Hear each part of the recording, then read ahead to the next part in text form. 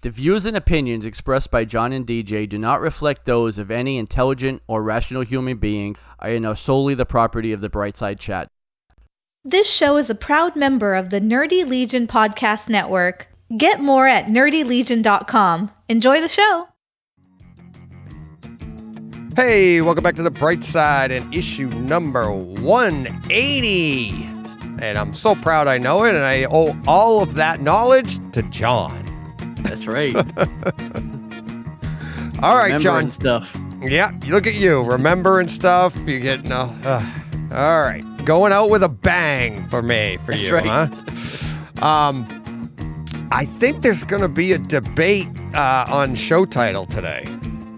Oh, yeah? Yeah. Well, that's probably because I'm debating on myself. So, as the listeners are listening to this, they see the show title. But the fun is going to be, how did we get to that title? Because whatever it is, it's just as good. There's something really great didn't get used. So, now I'm intrigued. If I can tease you, John, I mean, come on. I'm intrigued. There we go.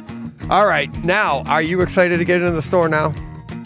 I am. All right. Left, but it's always good to be back. Play along. All right. I am. I know. It was a late night. Let's get into the store. All right.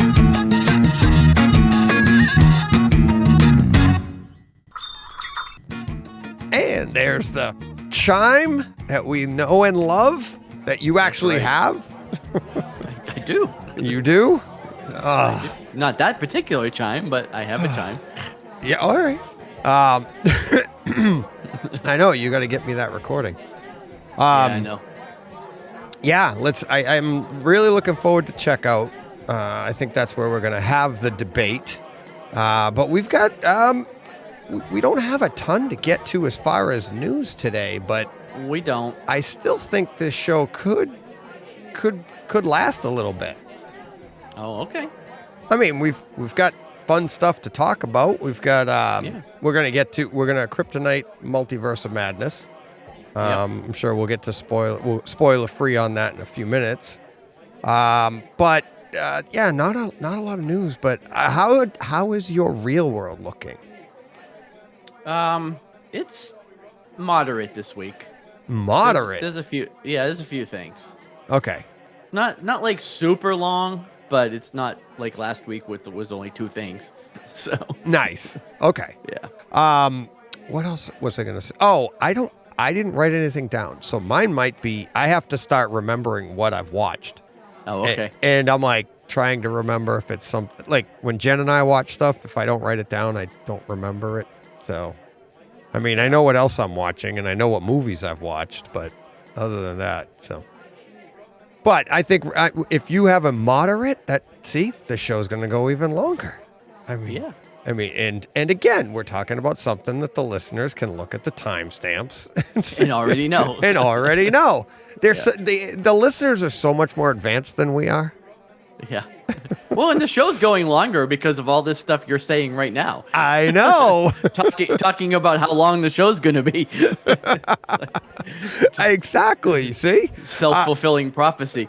That's right. You'd think I had money on it or something, like the over-under or something. Got to get to 155 at least. Yes, exactly. And, well, let's get our pleasantries out of the way. How's the store doing this week? Oh, it was a good week. Free Comic Book Day was Saturday. Yeah, how did that go? We didn't even talk about that last week. Yeah, my best ever. Really? So you took the day off? No, no, I was there. Now, it was my best ever by $40, but it doesn't matter. You know? It doesn't matter. It's like the old Seinfeld skit. You know, yeah, my guy previous that comes best in first was 2019 was the best. Saturday, best Free Comic Book Day we ever had, and we actually beat it, like I said, by about $40. So yeah, that was great, and that always sets off the week. Now, again, it's kind of a double-edged sword because the days leading up to it are generally crap because everybody's waiting to come in on Saturday, and then the 1 or 2 days afterwards are also generally crap. Yeah. So if you divide out what I did on Saturday by like Friday, Thursday, and Wednesday. Not your really best not weekend. Yeah, it's not really that great, but Yeah, but that's the way it is every year. Right. You know? To be fair, they did that all the other years too. Yeah, right? They did. So, I mean, you couple that, your last one was 2019, and now it's your best ever. So I think after, because of Arkham Comics and Games success, I mean, can we not call the, pandemic officially over? Well, it is in that vein. It definitely is. All right then. And the fact that I'm getting ready to get on a plane Sunday and I don't need a mask. Right. Yeah, exactly. Yeah. That could change at a moment's notice, though. It could. It could change Saturday, but it could change mid-flight. True. Thank you, everybody. If you look out on your left side, you'll see the you'll see the pyramids of Egypt. And if everybody could please put their masks on. Yeah. Not the oxygen masks. Otherwise we're not allowed to land. Right. Doesn't matter that you've infected everybody for the last 7 hours. Put your mask on. Right. Now. Yeah. Yeah. They don't care about what's on the plane. It's the people where you're landing. They don't want you bringing it in. Otherwise, you got to just turn the plane around. Take you back to where you came from. But I'm not a big fan of traveling right now. Like we've said before, just not because I'm afraid to travel. I would love to travel. I just can't risk the cancellation of flights and getting stuck someplace and all that crap. So I am envious. Like I said, if I get stuck in Venice for an extra day or two, I'm not going to cry about it. Right, but you have people to run the store. I get stuck, and it costs me big bucks. Yeah. So, but I may be coming your way in September. Well, not really your way. Dallas. Oh, well, if you're in Dallas, you need to swing by. So. Swing? Isn't that it's further? 4 hours. But. Yeah. Well, I'm only there for a weekend. I was coming down. Cedia's in Dallas. Okay. And I might actually. I had a listener. It was in Tuesday's podcast. We were talking, and he's going to be there, and that's the home theater trade show. And I was like, I'm like, I've never been to a home theater trade show. I've been to Comic-Cons and stuff. Yeah, exactly. Let me know. Let me know. Maybe I'll go. Talking with some of the other HT guys specifically the HT guys, Ara and Braden. Yeah. But and they might actually go. Ara had said that he's done so many trade shows that he's like, it's not really worth it. Because he's like, the knowledge you gain isn't worth the time and aggravation. And but then both Braden and I were like, well, Braden's never been to Cedia, but he's been to trade shows. And I'm like, I've never been to any because it just wasn't in my wheelhouse. I would have loved to have, but I couldn't justify it with everything else. And now I'm like, I just love to go. And then Braden's like, yeah, I'd like to go too. And it'd be fun to meet. And then Ara's like, well, if you two are going, then I'll probably go. So I'm like, all right. Plus we'll know other people there, I'm sure. So. But yeah, if you want it, that'd be awesome. That'd be a great time. So I think that's my first opportunity to travel. And if that's the case, then that's fine because I'm planning on leaving on a Thursday, which, if that gets delayed, it just delays your trip. But then I'm coming home on Sunday. If that gets delayed, I can handle a day there or something, I'm hoping so. But all right. Are you ready to get to mailbag, John? I am. Because, you're going to be excited this week. Oh. Yeah. Am I? You're trucking, my friend. You're trucking. Good deal. Yes. We have. Well, I don't know. Are you counting all that one long chain as like 20? Because there was like a 20-something post Twitter thing that was going on the other day. No, no. I don't count the stuff that like if we post something and then people reply or I don't count all that. I just count like the individuals if they hit us up 2 different times about something else, but it's only people that actually reach out to us, like tag us in a tweet, like at Brightside, at Brightside. Because I was looking at that thing the other day, and I was like, well, there's like 20. I don't even know what that one is right there. I don't remember what it was now either, but it was Star Wars related. You guys were talking about Star Wars. Oh, yeah. It was probably all the Star Wars stuff and everything. Yeah, no, I don't count that.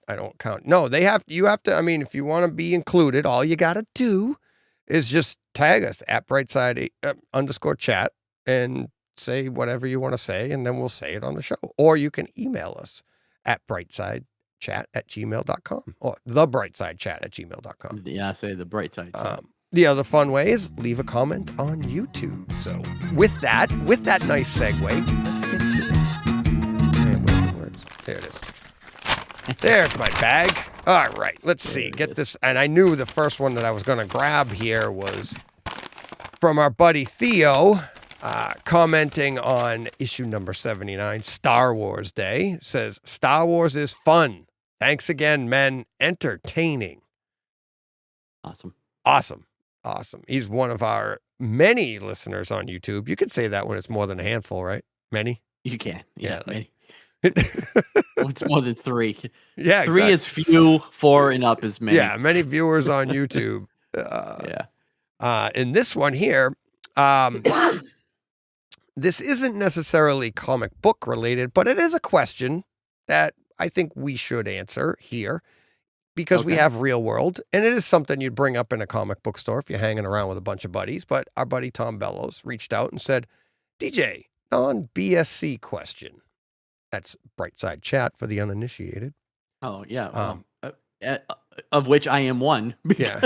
I actually like that. I never thought of calling it BSC because I was always hesitant to call it BS. Because Brightside, Brightside. Yeah, but BSC. Yeah, BSC is perfect. And then for home theater, it's BSHD. So there you go. So non-BSC question. What's that? Language. Language. which you take to heart. No, I'm just kidding. No, I don't. But that's what I was trying to avoid. But okay. Yeah. Wow. Going out with a bang, are we? Yeah. All right. He says, I know that you're a huge Boston sports fan like me. Now that you cut the cord, what are you watching Bruins, Red Sox, Celtics, and Patriots on? And I replied and sent him some links for Fubo TV. Because for sports, I think pretty much wherever you are in the country, Fubo is one of the best for sports. It is, but only for your locals. Like that doesn't work for me. Yeah. Why not? Like, that works for you. Right. You won't get you won't get my locals. Right. Right. I don't get because I'm also a big Boston sports fan, but I live in Texas. Right. So I don't get them the same way you do. Like I have to subscribe to services to get them. Tom's up here. So he's just looking for a way to get everything. And it's like, I actually get ESPN now on Fubo as well. ESPN, ESPN2. I get NHL Network, NFL Network, Red Zone. And just recently, Fubo TV just added Nessun in 4K with HDR, which I'm really excited about. Nessun just actually started it too. It kind of coincided, which didn't surprise me because Fubo was one of the first people to start doing 4K television. It was mostly sports from over in Europe. You can get a lot of soccer in 4K with HDR and stuff. We don't have a ton of it over here in the States, but yeah, Fubo is really good for sports. The other ones, it's all, like YouTube TV and what's the other, Sling TV. There's Sling and there's like AT&T. Yeah, they're sporadic for your locals, but I know it seems to me that Fubo seems the most consistent, and that's why I ended up going with it for sports anyways. Right. And then pretty much everything else. The only thing I didn't get on Fubo that I had to do Sling TV in December is, and this is going to sound stupid, but it is me. We don't get, I think it's TNT, whatever A Christmas Story is on. Oh, for 24 hours in December just to watch The Christmas Story? Yep. And we're like, can't you just buy the disc? Yep, I have it. It's like, so, but it's I could have put the disc on. I have it on iTunes. I could have just put that on. But I like the commercials. I like it being on. That's Christmas. That's a Christmas tradition now. How long have they been doing that? Has to be like 15 years, right? Something like that. A long time. As long as my See, kids, I can't handle it. Like I can watch it once a year. I can't do it all day. I do it all. Well, Like if I come in the middle of one, I'll finish it and then I'll watch it like one full time, and then it's got to go off. Like I can't take it all day. But you're actually sitting there. I'm not. We're not necessarily either. I mean, we're doing all our stuff. It's on in the background. Yeah. But great memories though. My kids opening their gifts, all the pictures, everything you see on the TV. It's either a mock fireplace on the TV or Christmas Story. Christmas Story. Right. And it's mostly that, mostly Christmas Story in the background. So that's the only one. And I remember the Christmas Eve because it starts at 8 p.m. and I'm like, oh, and it wasn't there. This was like 2 years ago, I think. And I'm like, it's not on Fubo anymore. Where I gotta find it. And I looked, I'm like, signing up. I'm like, I'd sign up. Like, okay. So it worked. Let's see. Also, Tom, but this was a different one. This is actually a question for you, John, because I already answered him. He said, did you and John read the Fear Itself run through Marvel? If so, is it any good? And I said, I didn't, but I'll ask John. Did you read that? I don't recall. I don't think that's a newer run. Do you know what it is? But not real. I mean, I've heard of it, obviously. Oh, okay. No, that's what I mean. You know, but you know of it. I didn't even know of it. What it's about or anything like that. But I'm just trying, because it came out. It's 2011, so it came out quite a while ago. I mean, I'm familiar with it because I see the books. Like I have issues of this in the store. Okay. Because like any crossover from Marvel, I mean, it went across, every title. Yeah. But I'm not familiar with it. Like, I don't believe I read it. Okay. What is it about? The storyline. Yes. Let's see. Yeah. Fear Itself, written by Matt Fraction, illustrated by Stuart Immonen. Let's see. Fear Itself was announced.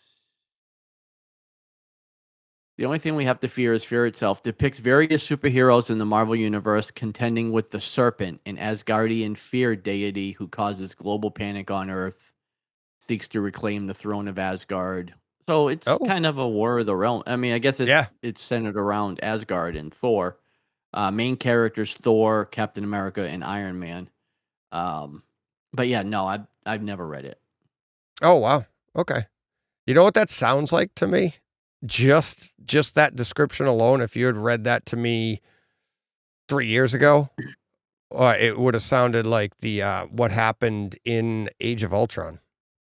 Remember with Thor and what he was thinking in his head and what Wanda did to him, put fear into Iron Man, Captain America, and Thor.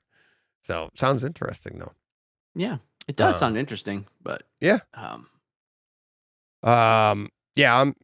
get to that in a few minutes too, but let's see. We have another one. We have Dennis Chandler on Twitter. It says @brightside_chat. Finished this week's episode, and since you were talking about lightsaber battles, ever seen this? And I sent this to you, right? Yes. Ahead of time, so that you'd know what we were talking about. And I know we had both seen it, but he's talking about the Star Wars reimagined. The lightsaber battle between Obi-Wan and Darth Vader.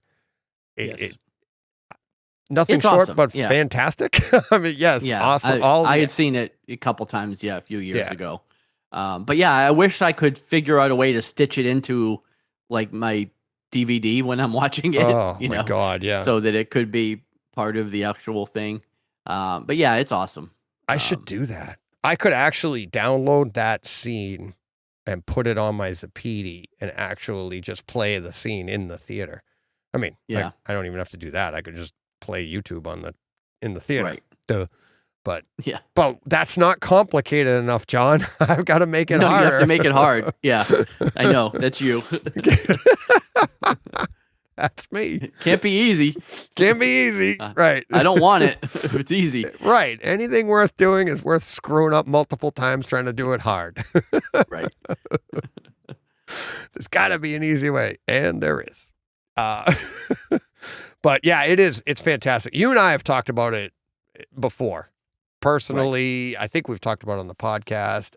But yes, it is fantastic how they sped it up, how they used it seems like they used the actual footage plus it, like they added it, or actually they used the dialogue, right? There's dialogue and there's cut-ins of the actual movie, right, along with other actors that are right, worked in to actually do the acrobatics and the the choreography of the fight.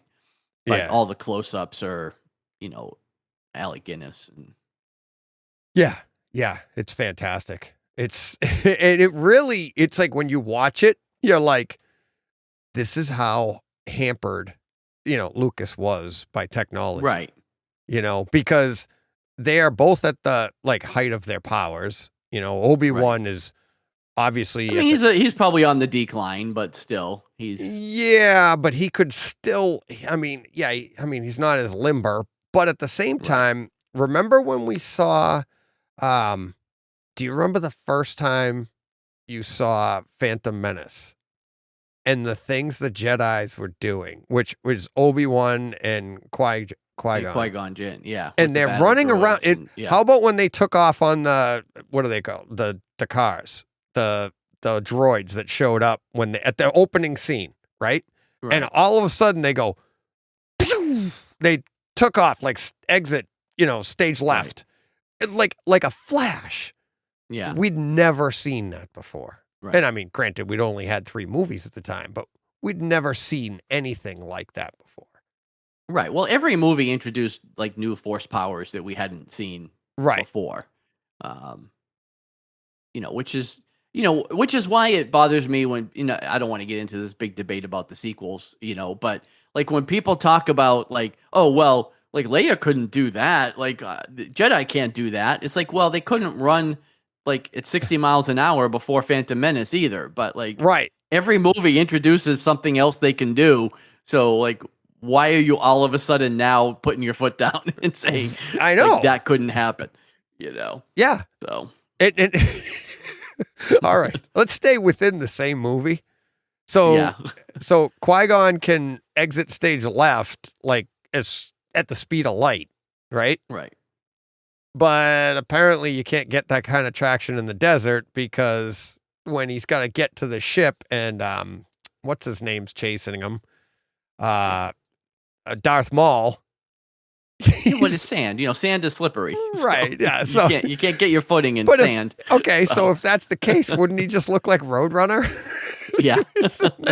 Big cloud of dust. He'd be kicking up a big cloud of dust. But it's like all of a sudden he runs like an old man in the middle of the desert. And he's like, but I mean, he does do a nice jump into the ship once he catches up to it. So I don't know. It's amazing. They have amazing powers, but that's like Obi-Wan. What's amazing too is that's Obi-Wan in Phantom Menace, and here we are later on. It's like how fast could he have been back then? Who knows? Even half that speed for an old man is still pretty fast. And pretty good, yeah. Yeah, and Qui-Gon was that fast at that age, so maybe Obi-Wan at that age could have been that fast. And hearing all the stuff that Lucas has said since then, like that's why the lightsaber battles were so slow, because of the technology to duplicate to what they had to do, because they were battling with sticks and then they had to go back and superimpose the lightsaber. Right. And they have since, that's one thing they have since in the updated ones, they've sped all that up. Right. They've sped up that lightsaber battle to make it look more realistic and action packed. That one I don't mind, but as an adjustment to the the original 77. Well, and like I said, you can see how their technology advanced even from just New Hope to Empire, and then Empire to Jedi, and right. I mean, when you're inventing technology, it comes slowly. Yeah. But yes. Let's see. Next up, BJ Horton 2005 says at Brightside _chat. Bahaha, this is great.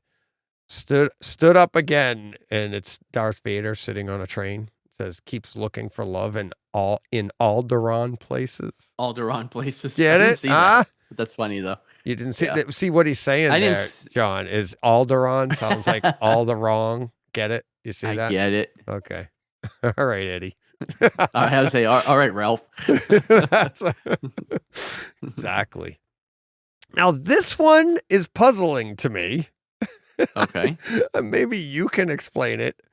I don't know. I listened back to our show, but I don't remember. I honestly, I don't remember this. So at Backcracker, our buddy Dr. Joe, comes in with, hey, at Brightside_chat and at Arkham Comics, we're going streaking. And it was the gif of, what's his name? Will Ferrell. So he's shouting out, we're going streaking. Yeah. Did we shout that out? I don't know. No, I'm not sure what that refers to. I'm not either. Oh, streak. You keep talking about the streak, like mailbag streak. Oh. Yeah, that's got to be what it was. That's what it is. So you keep talking about we're on a streak, but we don't know how many. All right. See, that one's nice. I was thinking, when did we take our clothes off? That's because I'd remember that. That's what I was trying. I'm like, did I doze off? Because I would not. Because I'm sure I'd have a citation I had to pay this week. Right. Exactly. I would have remembered that, and I was like, oh man, it's a shame I would have missed it, especially if I was the one doing it. Exactly. I'm streaking in my sleep. I'm sleep streaking. Yeah. To be fair, probably wouldn't have been the first time. Probably not. Actually, just thinking your apartment complex back when we were kids. Something like that may have taken place. I'm sure it did. Along with a bunch of other things. Yeah, it was some tequila. I don't know. I don't know. You know, it's like it's best to let sleeping dogs lie. Yep. All right. That'll do it for this week's mailbag. Our wives listen to this. Well, yours was there. Mine was there. Yeah. Yeah. So now Lydia's with you in the car going, and I'm gonna have to fast forward through this. Yep. Yeah, you're gonna. Yeah, that's Okie dokie. I don't even know what town that was in. I'll have to check the list of towns we're not allowed back in. Yeah, North Dartmouth probably. North Dartmouth. Is that where we went to that that Chinese Mexican restaurant? Remember? And they probably started playing La Bamba. Yeah. And we were only saying that because wasn't it just supposed to be a Chinese restaurant? Yeah. But they had like this wicked Mexican vibe when you got inside. You're like, And didn't I say, I'm like, we walk in, I'm like, if they stop playing La Bamba, we are out of here. And then like we're getting the check and La Bamba came on. Yeah. Oh. Called it. Yep. So, all right. That will do it for mailbag for this week. Do you want to get, that was good. We had, like I said, I think it was 6, something like that, but thank you everybody for contributing. Dr. Joe chiming in with, we're going streaking. That's fantastic. Now that I get it. I mean, it's always nice to hear from Dr. Joe anyways, but it is. It's like, good on you today, John. You are sharp. You got the 180. I know, right? You figured that out. I've had that information all week. I mean, you've had it too, but you probably didn't see it until now because I didn't see it. I just got it, even though you were tagged in it. But that's okay. Yeah, I just got it as we were speaking. Yeah.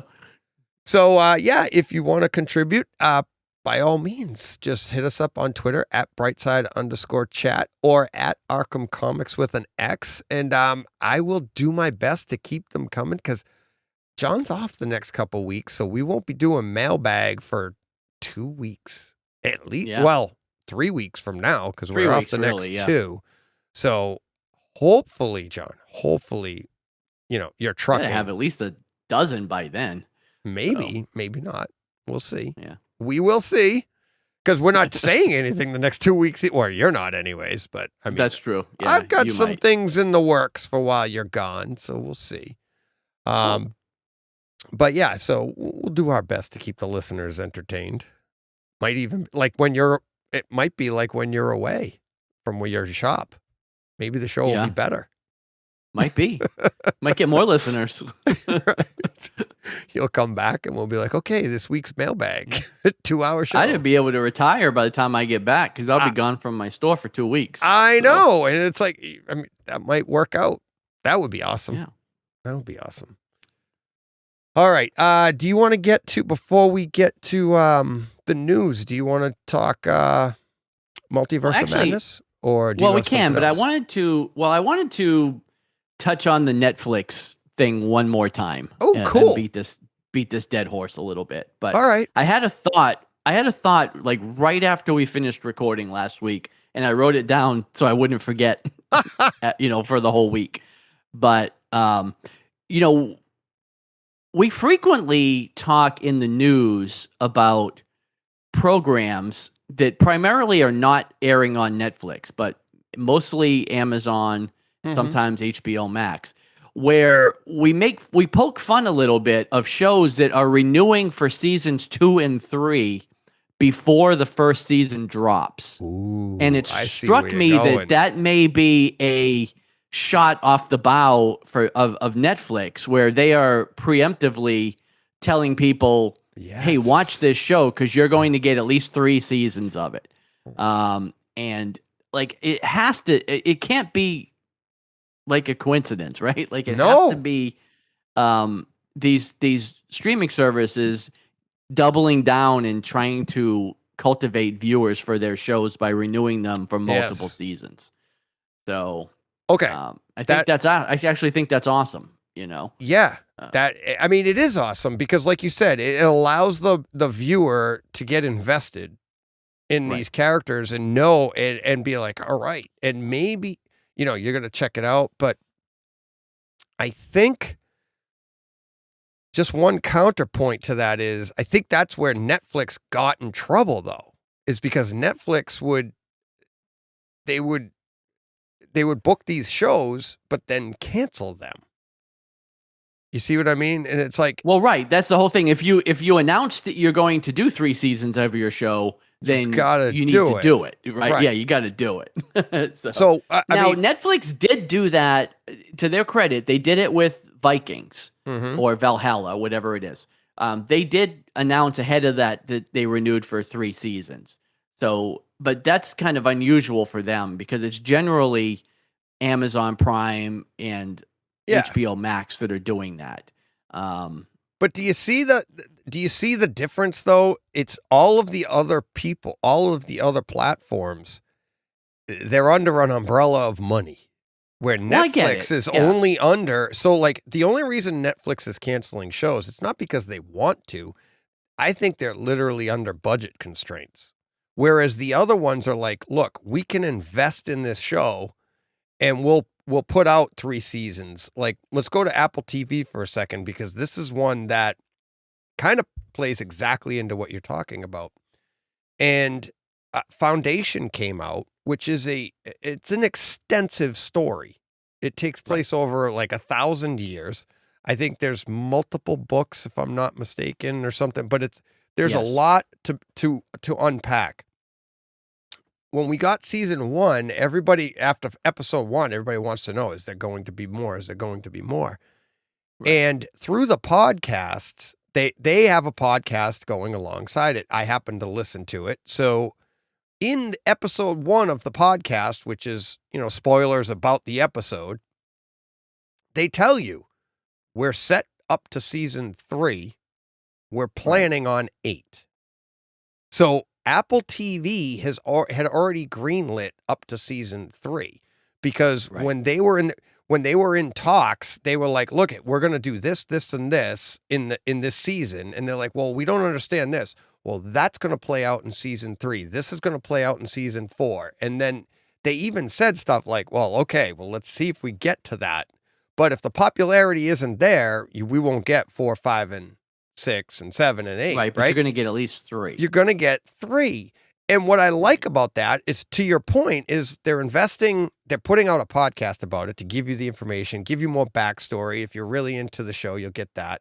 But also, it's like, hey, they're telling everybody, vote for the show and we'll get 4, 5, and 6. But at the same time, if it stinks, hey, they invested their money in 3 seasons. And you know what I mean? It's getting a fair shake.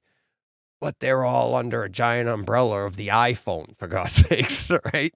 Well, right. Yeah, like I said, I get that. But, and granted, some of the ones they've done this with were like Lord of the Rings, which, I mean, you knew they spent $500 million to get the rights to make Lord of the Rings. So it kind of goes, it's kind of a no-brainer that they're going to do more than one season. Right. But even still, like they did it with Wheel of Time. They did it with, I mean, there's a bunch of shows where they've done it. We've talked about several of them. But like I said, it just gets you, all right, like I'll watch season 1 of Wheel of Time because maybe they're not going to get all 10 seasons, to do all the books, but we're going to get at least 3. Right. So, and if they know they're getting at least 3, well, maybe they can figure out a way to wrap the story up if it's not going to go further. You know what I mean? And not leave you hanging, which is what Netflix is just so bad at. Is just, just leaving you there. So, no, you're right. If you know going into it that, hey, we're going to get 3 seasons, you write season 3 as a soft ending at least. So that way, if it doesn't come back, people are still satisfied, Well, not only that, it's you put it out like if you want more, you got to click on it, right? Right, you gotta it's like watch it. That's the thing, and I love your point that you had last week is that people aren't investing because they don't want. I mean, they've been turned down so many times. Right. There's so many, or disappointed, I should say, so many times you get invested in a show, and some of these are getting canceled mid first season. Right. And they're like, that's it. And we're like, is that it for the season? Can we finish this out? Or what is it? What's going on here? And you don't know. And you're like, they're just they're under so much budget constraints right now. They're having a hard time with their creativity because it's like, so hopefully something good comes from it. Because a lot of times, budget kind of, lack of budget brings out the creativity a lot of times. Right. So hopefully that's what happens. But no. Great point. So. Like I said, but at this point, John is on his game. If you're on Netflix and you're not called The Witcher or Stranger Things, like you're on the chopping block. You know what I mean? For this genre, they have a lot of other stuff. I mean, ask Jen. There's a lot of true crime on there. There's a lot. Well, there is a lot of that. They have a ton of content. There's a show, Grace and Frankie. I don't watch it, but Lydia does. Like it's getting ready to have season 7. So it's like they do go. Which I think is the longest running show they've ever had. Like, I don't think Netflix has ever had a show go 7 seasons. That was like an original, it's one of their original shows. So, So like they do, it does happen, but more often than not, it's the opposite where you just get one and done, but you weren't satisfied with the ending. Oh, I know. Yeah. Yep. It is disappointing. And they got to stop doing that. Like I said, they have to stop doing that. So. All right. What are we getting to now? Oh yeah. Well, do you want to get to talk about Multiverse? Doctor Strange? Yeah. Yep. Look at that. You're bringing in Netflix here. Oh, we're going. Oh man, we should just divide this show in half. That'll take care of next week. Right. No, just kidding. All right. You ready to talk a little spoiler free Doctor Strange, Multiverse of Madness? I am really excited to get to Kryptonite with this, but I don't even know. All I know is you saw it. We never touched base on this again. We didn't. No. So what'd you think? I was whelmed. Really? Honestly. Okay. Yeah. Now I'm really excited to get to Kryptonite. Now there's some stuff in Kryptonite that we'll talk about. Obviously, there was some cool moments. Like there's some very cool things that happened. Very cool cameos. Some things that I didn't really know going into it. Yeah. So we can talk about those. That's tough to do nowadays. It is, but overall, it was mid-tier Marvel for me. Like it just falls in the middle. You know, it's definitely not Endgame or No Way Home, but it's also not like Iron Man 3 or Dark World. You know what I mean? Like it's definitely not one of their worst movies. But at the end of the day, like it's fun. But it's very Sam Raimi. Yeah. Like, it's got his print all over it. So Yeah, especially when And if they you said like right after the that- directed by. Yeah. Well, yeah, but I mean, especially the last half. Like the last half Oh, of this God, movie yeah. is very Sam Raimi. So, like, if you like his stuff, you're probably more predisposed to liking this movie. I could take him or leave him. Yeah, Like, if I you liked- don't like his stuff, then then it's very different. But I don't know because why this somebody movie- wouldn't like his stuff. Maybe they're not horror fans. Maybe they don't watch Sam Raimi. Because I wouldn't consider myself a Sam Raimi fan. I'm not a horror genre fan. I'm not either, but I love the Evil Dead. Because to me that's not even horror. It's horror comedy. Okay. I've never seen them. I mean, I really like the Evil Dead. Okay.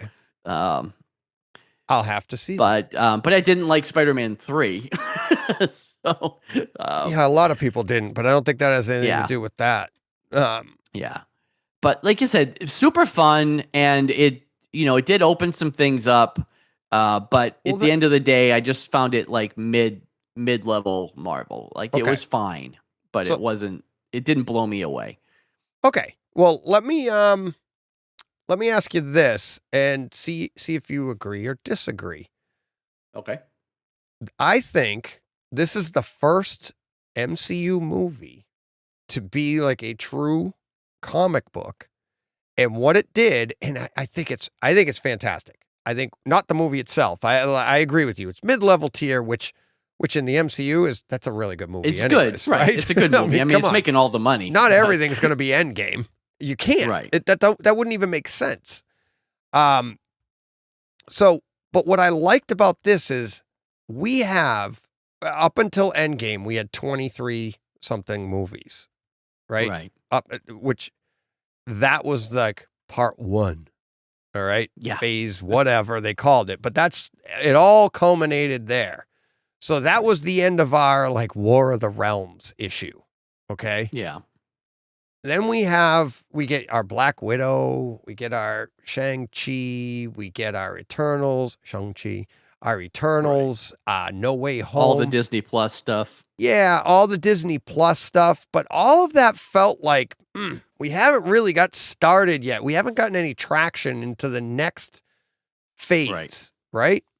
This one comes along, and this is, I think, out of everything I just listed, including No Way Home, I think this is the first blockbuster that is a standalone that you can go and see, having never seen an MCU movie.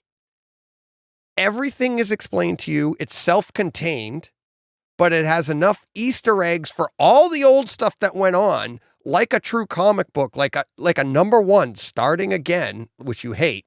But you know what I mean? Like, how many times do we read comic books and go, this is a great jumping on point? And that's what I think this movie, its execution in that, I think is really good. It's a good jumping on point for younger people that have never seen any of the MCU. And you can go forward from here, because I think that's explaining what is to come. It's foreshadowing what's coming. But if you have any interest in any of the little Easter eggs that kind of pop out at you, you can go back and check those out. What do you think? Kind of agree, but I feel like WandaVision was required viewing for this movie. But it's not. Because if you look, because you've seen, without spoiling, because what if imagine somebody's watching or listening to us right now that hasn't seen either of these, right?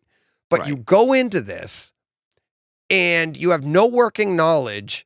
All you know I guess if you had never seen Endgame, if you had never seen Wanda before, then I guess it wouldn't matter, because you could just start fresh with this movie. That's what I'm saying. Yeah. And then you can go back and get that history. Right? The only thing missing from this movie was a little blurb at the bottom of the screen to tell you where to go back and see that. Right. Right? To see that reference, because they're like, all the characters in here are self-explained to this story. Right? If you want more because this is the issue the MCU is going to have, is that they need to start separating themselves. Otherwise, I talked about that last week. Right. How do you keep up? Because what happens at the end of this run, and we'll talk about that in Kryptonite, when we get to the end of this next run, which will probably be, say, another 20 movies, Right. And then you get to the end of that, and now we're up to 40 something, maybe almost 50 movies. If you don't make a movie like this where somebody can jump on and then just go back at their leisure on Disney Plus, by the way, and watch these to catch up, I think this really is like the comic book, like where, hey, jump on here and catch up with the old stuff later. And I think it did a good job of it. I think you're right. Like, because again, we talked about that last week. The barrier to entry from Marvel is starting to get prohibitive. Mm-hmm. You know, you just can't jump in. And now I would say most of what came after Endgame, because you could watch Shang-Chi with no working knowledge of the MCU and be fine. You know, but there's also no foreshadowing. This one here actually foreshadows the next event, right? For the most part. I mean, you see where this entire thing is going. Now we're rolling here, right? Right. And then where I feel like the Eternals, Shang-Chi, those two were new. Those were more like Iron Man, like movies where introduction of new characters. Right. That's it. Not really have anything to do with the big event at the end, which is like what Iron Man and Captain America, First Avenger, even Thor, all of those are introduction of characters. This one here, it's a part 2, but this one is introducing us to the next event, because after coming off Endgame, we are at the end of Endgame, you're literally emotionally spent and like, how could they top that? By the end of this movie, you're like, oh my God, Endgame is like, a bad weekend. Right. It's like for what could be coming, right? And you're like, wow, now you're getting, and you see what I mean? Now you're getting ramped up. And this is where I'm saying, like, it's a good starting off point for a book where you're like, oh man, I want to see the next one. I can't wait to see the next one. And so on and so forth. So, and then if you want to know more about each of these characters, you can still go back and watch the other movies on Disney Plus or shows or whatever on Disney Plus. So, right. That's where I think Feige is nailing it. I think that the way they've plotted this out seems to be very calculated and well executed for something like this big, if you think about it that way. I mean, because what are we approaching 30 movies now? If we haven't already hit that, I don't know. If we haven't hit it, we're past it with the shows for sure. So. Yeah. Like now I would say No Way Home, I enjoyed more. But that seemed more like a fan service type thing to wrap up the whole Spider-Man thing, right? Right. It introduces a little bit of what Multiverse of Madness is about, just like a taste of the multiverse idea. But it was more Spider-Man fan service than it was anything else to have to do with the MCU. Especially considering it was a Sony movie. So but yeah, I really enjoyed it. I've seen it twice. Have you? Yeah, well, Joe wasn't able to see it with me on the first day, and then it rained on Saturday. So instead of, while we were at work, we were like, well, might as well just go we went to the 10:30 a.m. show. So yeah. But yeah, I was able to see it twice, and awesome. Yeah, middle of the road movie, MCU, entertaining as hell. Super fun. Like I said, it was really fun, and it had some really cool moments, which we'll get talk to about in Kryptonite. Yep. But yeah. All right. I can't wait to get to that in Kryptonite. Which at this rate looks like it's a couple hours away. All right. You ready to get to some breaking news? I am. All right. All right. So unfortunately, we need to start off on another sad note. Yep. Found out on Saturday during Free Comic Book Day that George Perez had passed away. He had been sick, diagnosed, I think, in January with pancreatic cancer, and he actually passed on Friday. The news broke on Saturday. So I put this up on my Facebook page. I don't know, if anybody goes to it, but anybody that knows me or has heard me on this show ever knows that George Perez was my number one. Like, big shout out to Neil Adams, of course, last week. He was a legend, but on my Mount Rushmore, George Perez is top. He's always been my favorite, responsible for my favorite books of the 80s, and just gone at 67, so way too young, but by all accounts, the nicest guy you could ever meet, and I think he faced his illness. You were able to meet him? I never met George. Oh. Actually, I never met George, but again, by all accounts, by anybody that's ever had interaction with him, just the nicest guy in the world. And to me, the way he faced his illness, he was very, very public with it, always posting updates, and a lot of grace, a lot of just dignity about the whole thing. So, didn't they huge RIP?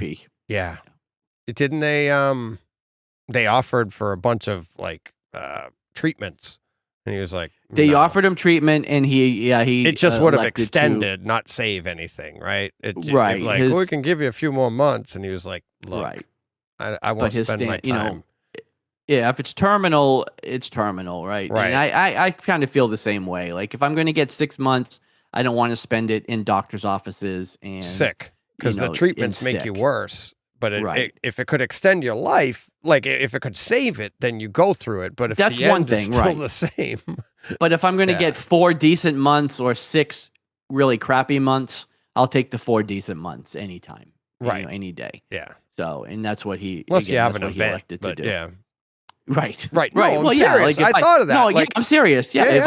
If my daughter's getting married in June and I've got to make it that long, then hey, I'll take the medication and I'll do what I can. Of course, I'll quietly prompt her to get married in May. But I don't think you'd have to quietly. I think anybody around you would try to accommodate all of that, because you're like, there's no guarantee.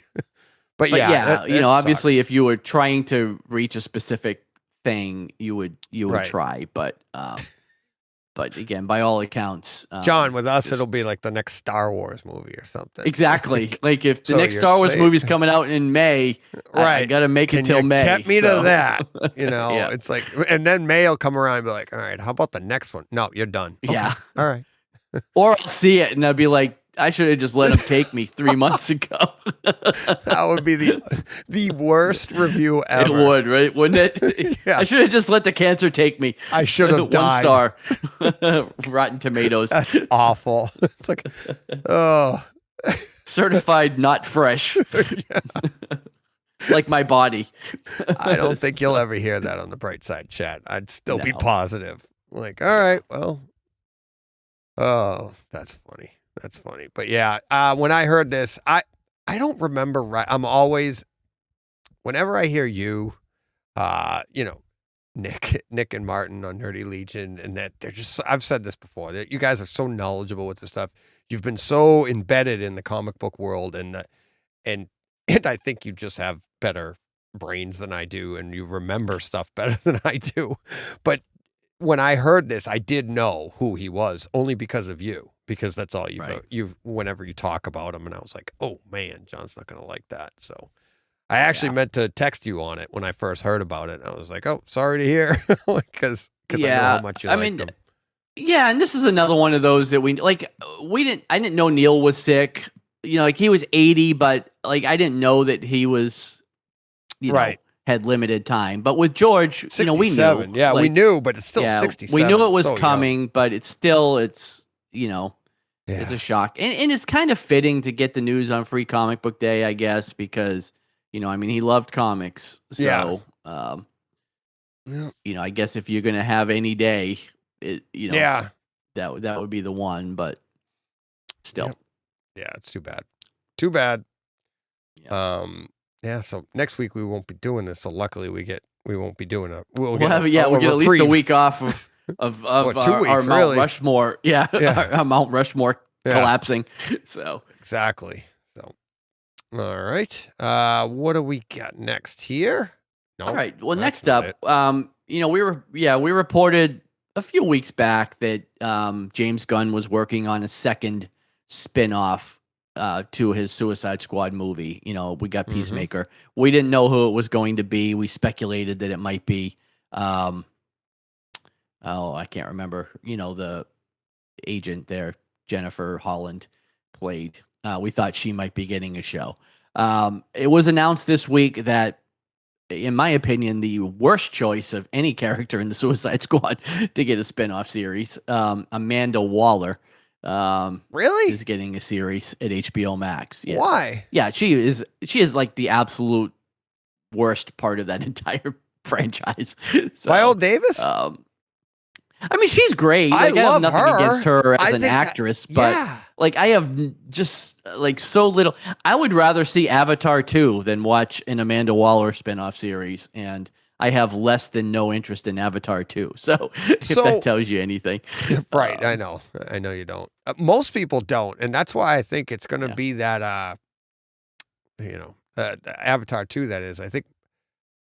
I think it's going to do really well because I think it's going to shock a lot of people. Because honestly, I'm excited for it, and I've seen the trailer, and I'm like, there's not really much there.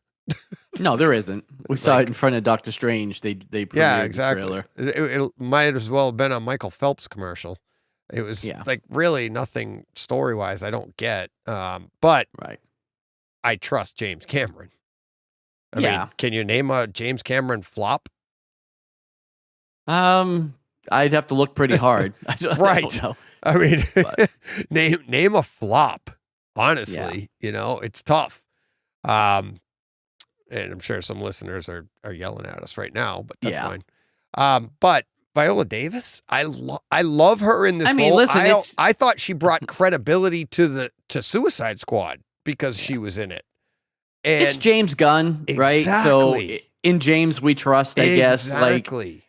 Obviously, I'll give it a shot. HBO Max.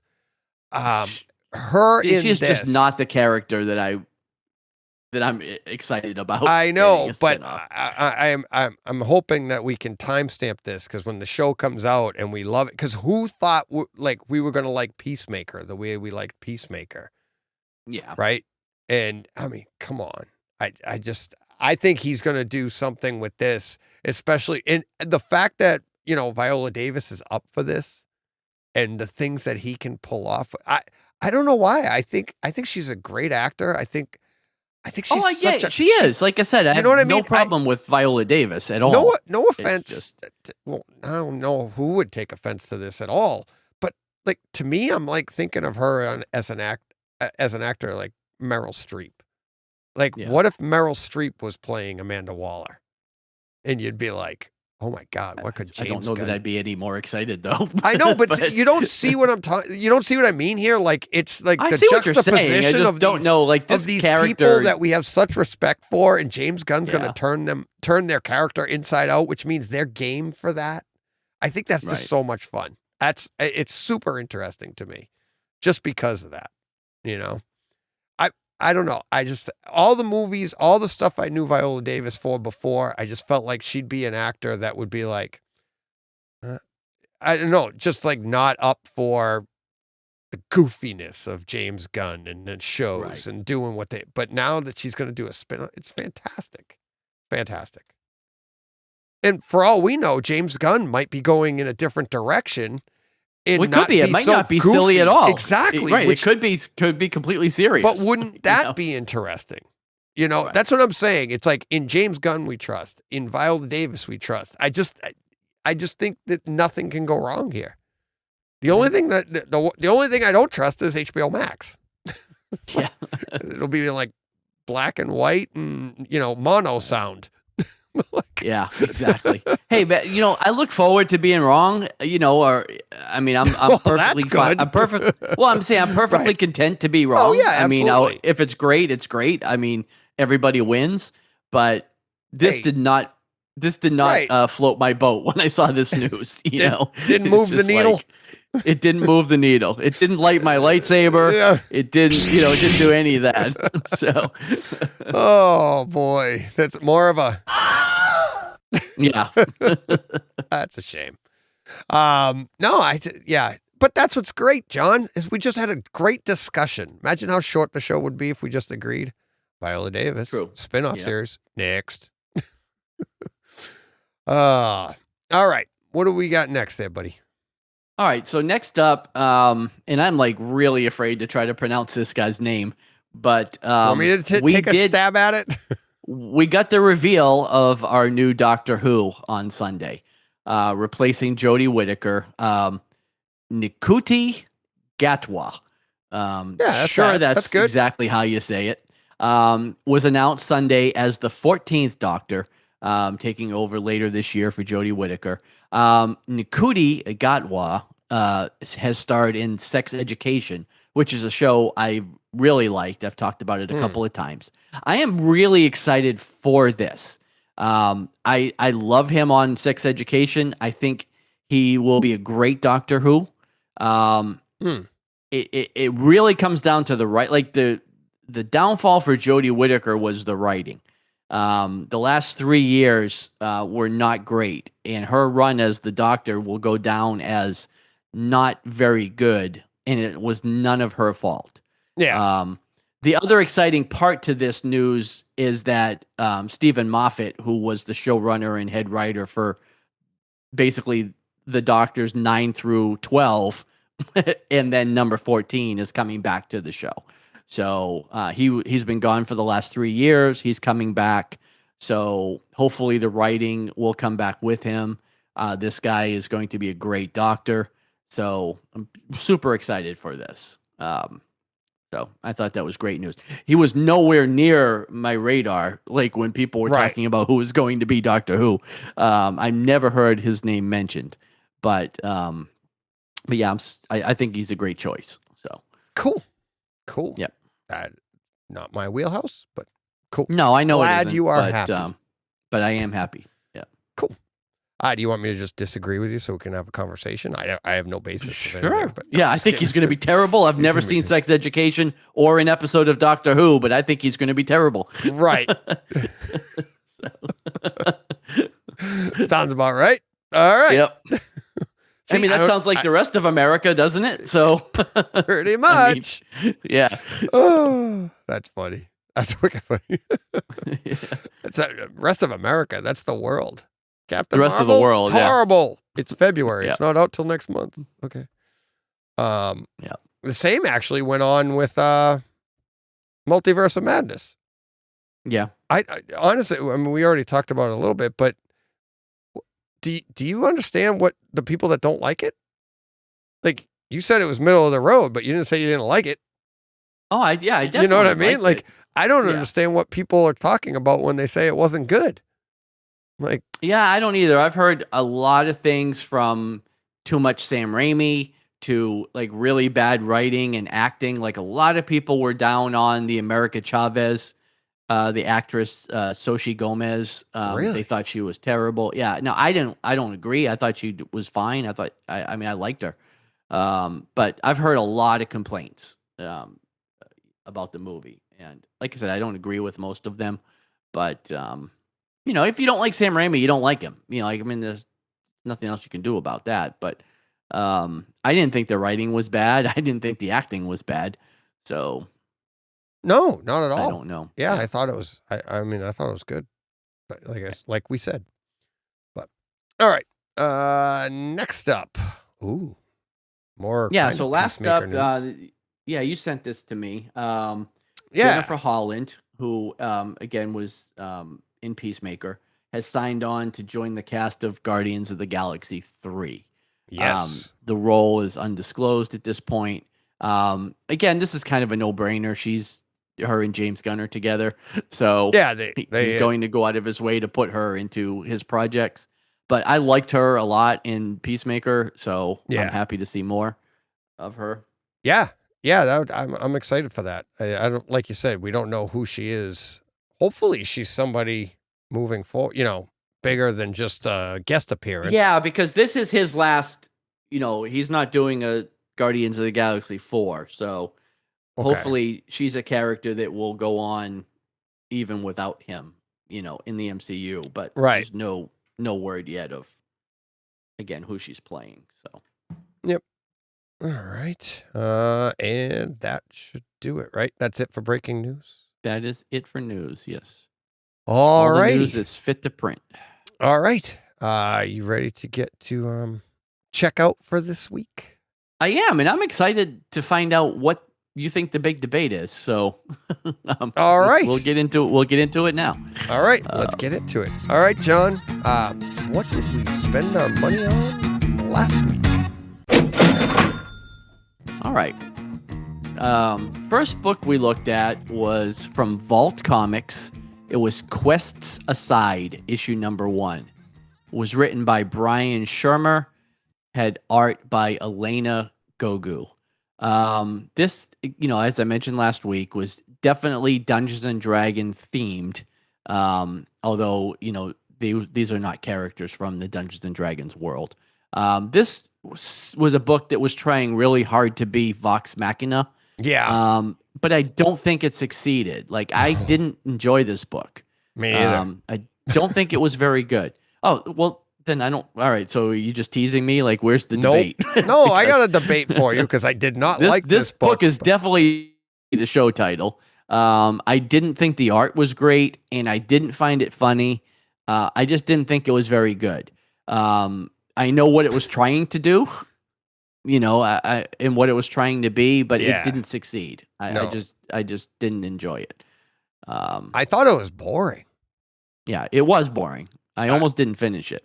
Yeah, I almost didn't finish it, and then I was at the part where it was finished. I literally I was like, oh, this is it. I went to flip forward. I'm like, oh, all right. Well, I powered through. Okay. Yeah. But I did not like it at all. It didn't. I mean, there was one panel of interest I had. I don't remember where it was, what page or anything, but there was a panel that was like an MC Escher painting. Do you know the panel I'm talking about? Oh, yeah, the closet. Yeah, where they look in and all four sides went different ways, and it was really kind of cool. That was a really cool panel. It was cool. But other than that, I was like, I mean, I was glad I got to see that because it is still a really cool panel, but it's like, what the? Okay. So, all right. So yeah, not much more to talk about there. I didn't think it was very good. Right. All right. Next up from Image Comics, we had Metal Society. This was issue 1 of 5. It was written by Zach Kaplan, had art by Guillerme Belby, and Marco Lesko. Yeah. So this is, future. It's a future society where robots have basically evolved and taken over, along the lines of not all robots in some ways, but the human race had actually been completely exterminated from the planet, and it was only robots. And then the robots brought humans back through experimentation and basically revitalized the humans to do the robot work, basically to do the work that they didn't want to do. So to fill the robot's role in society. And of course, humans, like they do, don't want to be subjugated and, start to rebel a little bit. You say that like anybody does. Well, like anybody does, right? Like nobody wants to be subjugated. You blame it like on humans, like nobody does. Like nobody does, but right? Humans being humans, they right. These particular humans, like they're not descendants of anybody, so they don't know what it was like to live in a world where they were like the top of the food chain. Right. All they ever know is the robots. They don't know that they had cities and all of this stuff. But then we start to follow. I should have wrote her name down. Rosa Gen 3. That's right, Rosa, who is been somewhat augmented. They augmented certain humans to have different abilities based on the jobs that they were going to do. And she has, she's kind of extra strong and tough. And they set up, for a reason that I don't exactly know, but they set up basically a fight between her and like the robot champion, and they're going to have like an MMA. Well, we haven't gotten MMA there yet. We haven't gotten that information. Yeah, we haven't gotten to the fight, and they haven't really disclosed why this event is taking place. other than for Rosa and the humans, it's an act of rebellion against the robots. I actually really liked this. I didn't go into it with super high hopes because it felt very reminiscent of a lot of other stories that we were reading, but I thought it was different in a couple of ways, where, like I said, the fact that the robots had basically resurrected humans, that's something we haven't seen before. Right. Usually it's the opposite, right? They're trying to get rid of us, and once we're gone, they're happy. They're not looking to bring us back. So I thought this was an interesting take on this kind of old story that we've seen before. But yeah, I don't know. I thought the writing was good. I enjoyed the art. I actually really liked this book. Definitely going to read the rest of this. Yes. So it's so here I loved it. Absolutely loved it for reasons. Well, I'll get into those first. So right away, I loved her name, and they hadn't even explained it yet, but I was just like, they actually go and explain the name to you, Rosa Gentry, and I'm like, Gentry, whatever, right? And you just read it at the beginning, and right away I was like, she's Generation 3. That's what they're saying there, right? And then they go on later in the story and explain that. So I thought that was really cool. But right away I was like, this book's going to have some depth.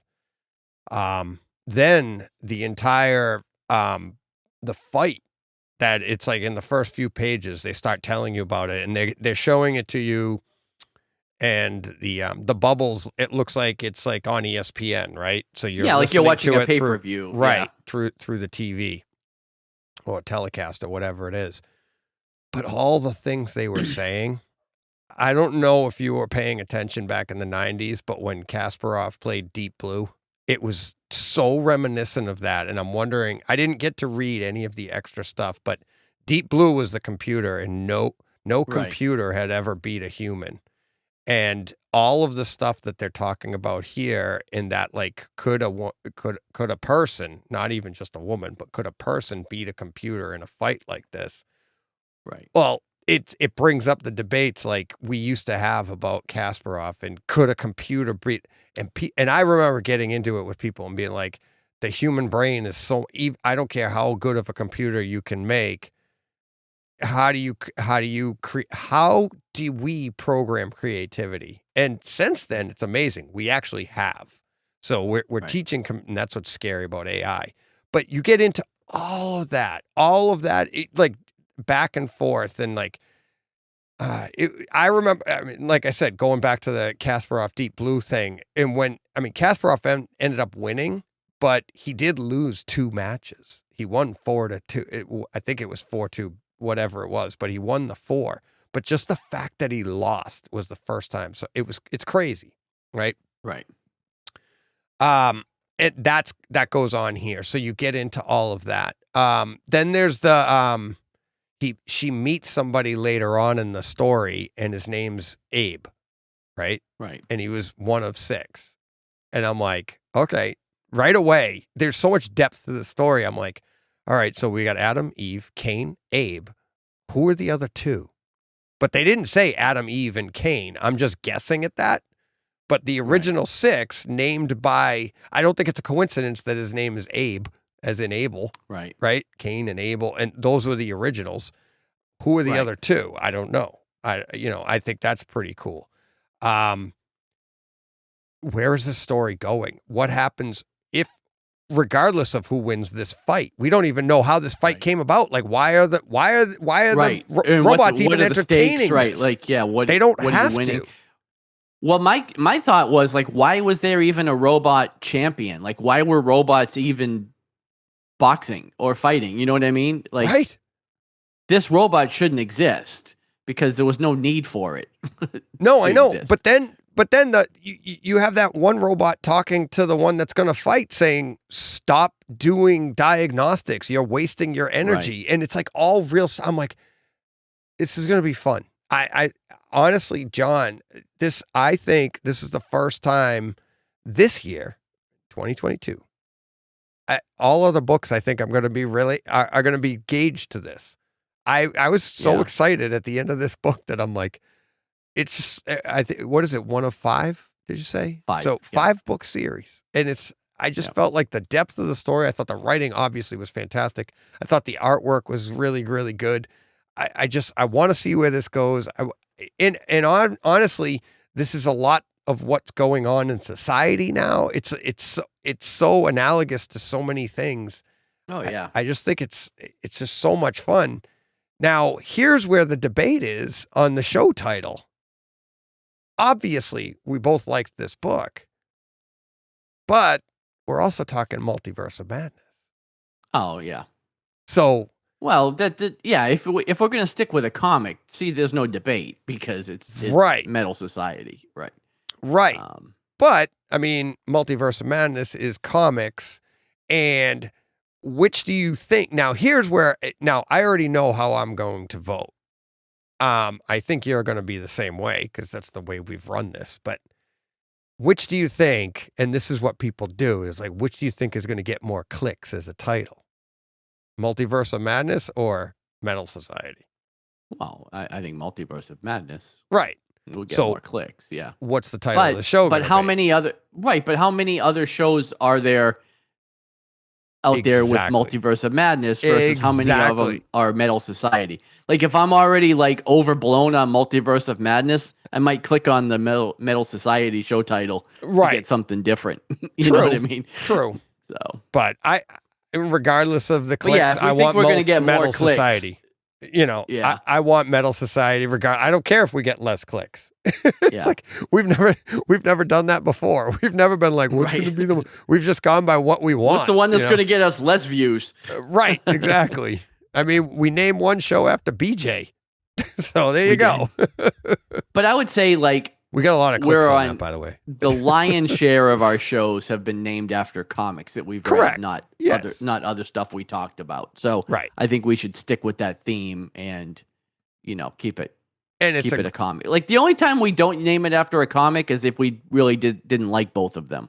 That's usually when we're looking for alternate titles. Yes, exactly. If there's one that we liked, that's 99% of the time, that's always been the show title. Right. So, but also, to be fair and to kind of pump up Metal Society, if this was just, it was pretty good, I think we would go with Multiverse of Madness because that's the bigger news item, right? We're doing Kryptonite on it. We're doing all this.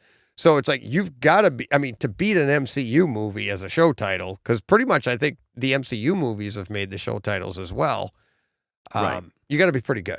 And that's why I wanted to have the discussion. I was already having it. I knew I wanted Metal Society. I felt you would probably, if you didn't like the book, then maybe you would, but I'm pretty sure, I was pretty sure you were going to like this book as well. So, but yeah. All right. Yep. I did. Metal, and as the listeners already know, that's right. Metal Society. So, all right. We have no books coming for next week because you are off. I was not able to, I wanted to get to Star Wars. I wasn't able to get to anything else. How about you? Well, I got to a few other things. Cool. I read Twig because I mentioned that we were also going to read Twig probably and maybe have it as a book title. I didn't like it any more than I did Quest Aside, so glad I didn't partake. That's why I didn't put it in there. Yeah, I didn't like it. Don't feel the need to talk a whole lot about it. I didn't think it was that good. And I went back and I read Saga because you talked about it last week. Oh yeah. And so I read Saga 58. And yeah, I know exactly what you're talking about as far as what did I say? Setting up the about, setting up longevity. Basically setting up the last half of the run. We know kind of what's going to be going on, which again, I think is great. Now, I was talking with somebody, one of my other customers that's a big Saga fan, and I was telling him that I really enjoyed like the with Marco part of the series more than post Marco so far. I haven't liked it as much since it's come back as I did prior to its leaving. But he brought up a good point, which I hadn't considered. I never read Saga as an ongoing monthly book. When I read it, even the first time through, I was able to read at least 45 issues before I had to go monthly on it, And so I never had to wait for the story to develop. I was able to consume an entire arc. And so I think that's, part of what's playing here is that we're waiting for things to develop on a monthly basis, whereas I never had to do that before. So great point. And I have faith in these writers and artists, and I think Saga is still going to be great, but I was not enjoying it as much since it's come back as I did before. But I think his point was actually a good one. And if I went back and even read wait till the next trade comes out and then go back and reread that again, it will probably be better because I'll have a full arc to read, Right. So, but yeah, with all that being said, I think, they've set up, the long term, what we're going to be seeing as the overall theme of the second half of the book. But do you see what I mean by that could actually not be it? And well, it could. You're right. Because that one character could just be like, floop. Yeah, be like, yeah. They could wrap it up. They could wrap it up in one issue. Right. Like this one. I feel like this is probably the long term. Right. Like we're gonna watch this one character go on this long hunt. Oh wait, he's dead. And then next week he's dead, which would also be very Saga. So that could happen. That's what I'm saying. It's like you never know. Because I thought that was going to happen with the stock way back in the beginning, and she was gone right away. So that's what she came back to haunt him for a bunch of issues, but correct. That wasn't a character that stuck around. So and that's what I was saying. It's like that's what I liked about that issue is that I'm like, are they doing that to us again? Where we're like, oh, I see where this is going. We chat for the next month on the foreshadowing, and then the next issue, you're like, he falls off a cliff. Like on page 2, he gets his head cut off. Right. By something stupid. Yeah. Right. Falls off the toilet. Yeah. Well, that would be, like I said, that would be Saga. Yeah. And then I took your advice and I went and I read Amazing Spider-Man #1.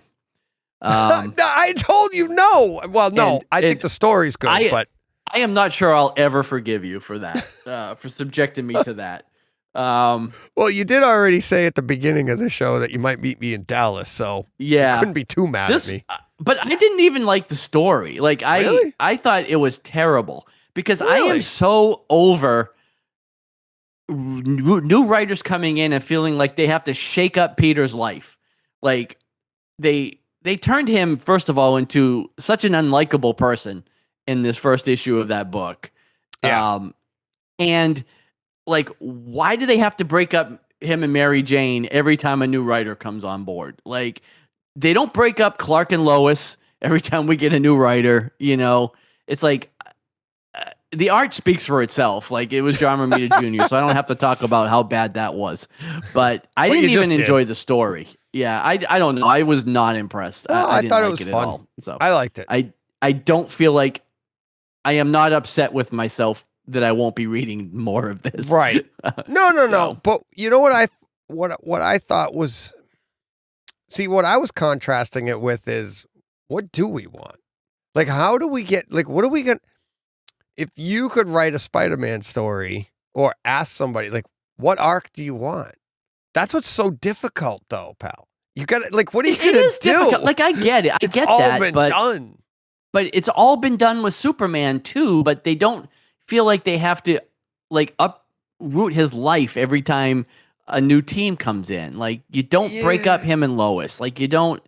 So you know what's funny though is you don't turn him into a jerk. You don't turn him into Peter was so not Peter in that issue. Now again, it was only one issue, so who knows? But all right, let me counter it with this though. The two people you're talking about are Spider-Man and Superman.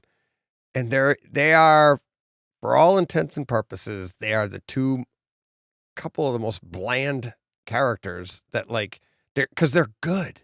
They're good guys.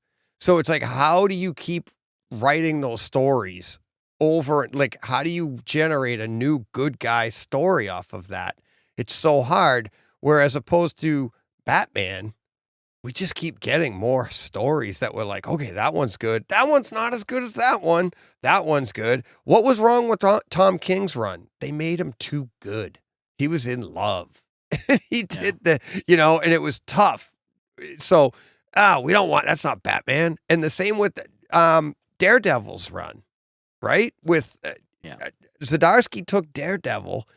We didn't expect that. We were down on that book before it came out. Okay. We were like, you and I remember talking about like, what are they going to, he just died. What are we going to do now? Right. One of the best runs over the last 4 or 5 years. And without a doubt. Yes. What he did with that character was he made him unlikable to a degree. He made him like he made him bad. He made or in his own eyes, he was bad and he had to redeem himself. He had to do something. So how do we do that with a Spider-Man character?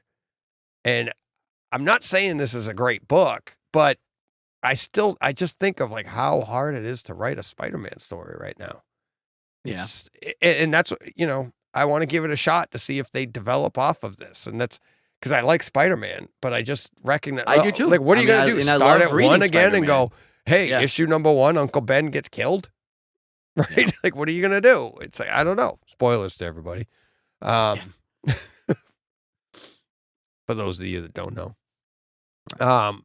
That's all. I thought it was I'm in. I want to see what they do with them. Well, yeah, and you'll read it and you'll talk about it. So, and then you'll probably be like, all right, I'll read 2 again. I'll sure be mad at me. Through osmosis, I'll pick up parts of the story. But yeah, I don't know. I wasn't impressed. I didn't like it. So. Well, it's what was it? I didn't think the story was worth subjecting myself to that artwork. Let's put it that way. Yeah. Hey, John, it's no Metal Society number 1. It was rough. Yeah. It was very, very John Romita Jr. Yes, it was. It was. Yeah. I've seen worse John Romita Jr., but I have to. But some of those faces, like I said, they were pretty rough. It looked like I could make a face look better by making a cookie. Yeah. Am I wrong? There were some of those faces. It looked like some of them were really bad. It looked like you shaped the face with the cookie and then drew on it with like frosting.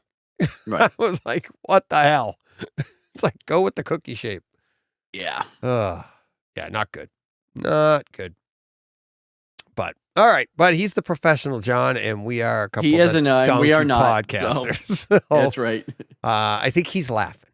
He's probably laughing at us, right? Yeah, probably. So, all right. Is that it for that? You ready? That's it. You ready to move on to real world? I am. All right. And we are off and running, John. Let's get to your, not modest. What did you call it? It's modest. It's moderate. Moderate. That's what I knew. You had another M word there for me. Yeah. All right. Moderate. Yeah, because there's a lot of finales this week, and that's well, you're going away. Talk about. Got to get things wrapped. Got to get them wrapped up. But we got the Picard finale. I didn't do that one last week. Oh, you didn't. That one yet. So I won't. All right, so I won't go into it too much, but I really enjoyed it. Okay. Surprise character return again meant a lot more to me than it will to you because I'm familiar with obviously I'm more familiar with Star Trek, so I was happy to see this character back. But I really liked the resolution to this. I liked what they did with Q and Picard and how they finished it. Yeah, so I just really need to do that one. So I am well, not caught up obviously, but I need caught up to one to one left. Finale.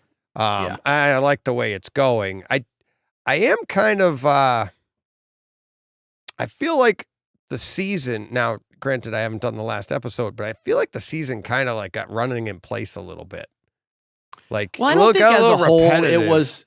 I don't think as a whole it was as good as season 1. Yeah, but I really did like the finale. Like, I liked what they did, and I think it kind of redeemed. Not that it needed to be redeemed, but redeemed the last couple of episodes, which, like you said, were kind of just not. You could have taken a couple of those out, and literally, I'll tell you. After I see the finale, I'll be able to, all right. But it feels like these last maybe 3 episodes, maybe you take 1 or 2 of them out because they just keep running into an issue and you're like, another one? Really? They're supposed to be the advanced people here. What the hell's going on? It's like, it got a little repetitive in their dealing with issues. It did, but I feel like some of it paid off. Okay. Like, again, I feel like some of it pays off in the finale in a pretty good way. So yeah, once you see it, we can talk more about it. All right. But I thought it was pretty. Of course, now we won't talk about it for 3 weeks unless you see it in the next day or two. Because when are you leaving? Sunday. Oh yeah, I'll see it before then. I'll shoot you a text after I see it. Okay. We can have a conversation. Sure. Thank you. Then we got the Moon Knight finale. Yes. Saw that. Which, again, I could say the exact same thing with this that you just said about Picard. Yeah. Because I feel like that show was running in place a little bit towards the end. But and I think like the why finale it did. Also did a good job of wrapping things up. Yeah, it did. One of the big criticisms of this was, I'll say this in my Jeff Goldblum voice, you are planning on having Moon Knight in your Moon Knight show, aren't you? Well, that was what Steve George said on my other podcast. Yeah, he tweeted it. Yes, we finally, we did get some Moon Knight at the end, along with some other characters that we weren't, I was a little bit surprised to see somebody else get some powers, which I thought was cool. But yeah, I thought this show, it did a good job of wrapping up, but also not. Like, as of now, there's no season 2 in the works or plans for him to go anywhere else. But this show definitely left doors open. So, it left doors open for the character that the character still exists. But much like the, like we were saying about like Shang-Chi and Eternals, I feel like this was just an introduction to the character. And I when you look at the show as a whole, I think it's a great introduction to this character and who this character really is. We got a small sense of his powers, but we by the end of this episode, end of this season, you know his powers, you know how strong he is, you know where he gets them from, and you know everything, like as much as you could possibly know about his mental issues, right? Right. And going into this, I was wondering how they were going to do that. Like, how do you make a show, like an action show or a superhero show about a guy that has his mental issues that are legit? And you're like, which was a big part of the character. And then it's like, well, they answered the question. It's not a show about a superhero. It's about a guy with mental issues. And then as they wrap it up at the end, you get a superhero, which I think is a great risk take by Marvel on that front. Well, and I don't think this is a character that you could introduce in a 2-hour movie. Oh, no. I think this definitely needed, this 6 episodes to introduce Moon Knight to people. Because now he can show up somewhere. Yeah. Like, what makes sense for him next? Maybe the Blade movie. He could definitely show up there. And now you can have an understanding of who. Now, again, only if you watch the show, kind of much like WandaVision going into Doctor Strange. Like, if you didn't watch Moon Knight and then you just see him in a movie, you might not grasp the character. But you know how great that'll be? And just like comic books, though, if he just shows up in a crossover event somewhere else, right? And you're like, and they'll write him into a movie. I'm guessing here, but they'll write him into a movie and make him such a compelling character in that movie that it'll make you want to go back and see the show, right? Now, I wouldn't be surprised. Well, when's Blade coming out? It's a couple of years, right?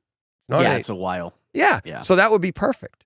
Like 2 years from now, he shows up in the Blade movie, and that would get new people to go back and watch Moon Knight again. Right. So it's like they're literally taking, I mean, they are a comic book company, but they're taking that entire idea and the way comic books run their business and run everything. It's like the crossover event in comic books was made to sell more comic books. Well, now that Marvel's doing it here with movies, and they're basically, because now they have a place where you can subscribe and see all of their movies and shows, so that as they come out with more and more, you can go back and see what, you know what I mean? You don't even have to go to the store and buy them. Just get Disney Plus and you can have all of our content. It's so smart. And that's what makes all of this so much fun. And we'll get into some of this when we talk in Kryptonite too. But what's so much fun is all of these stories, they're all laid out in front of us in the history of comic books.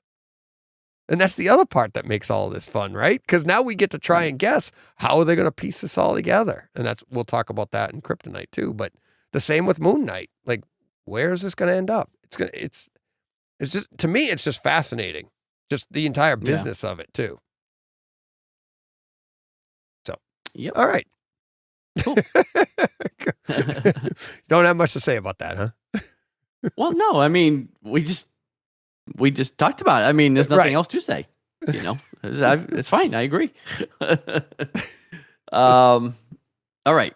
Next up, I watched the Outer Range finale, which was technically the final two, because this was one of those shows that aired two per week over 4 weeks.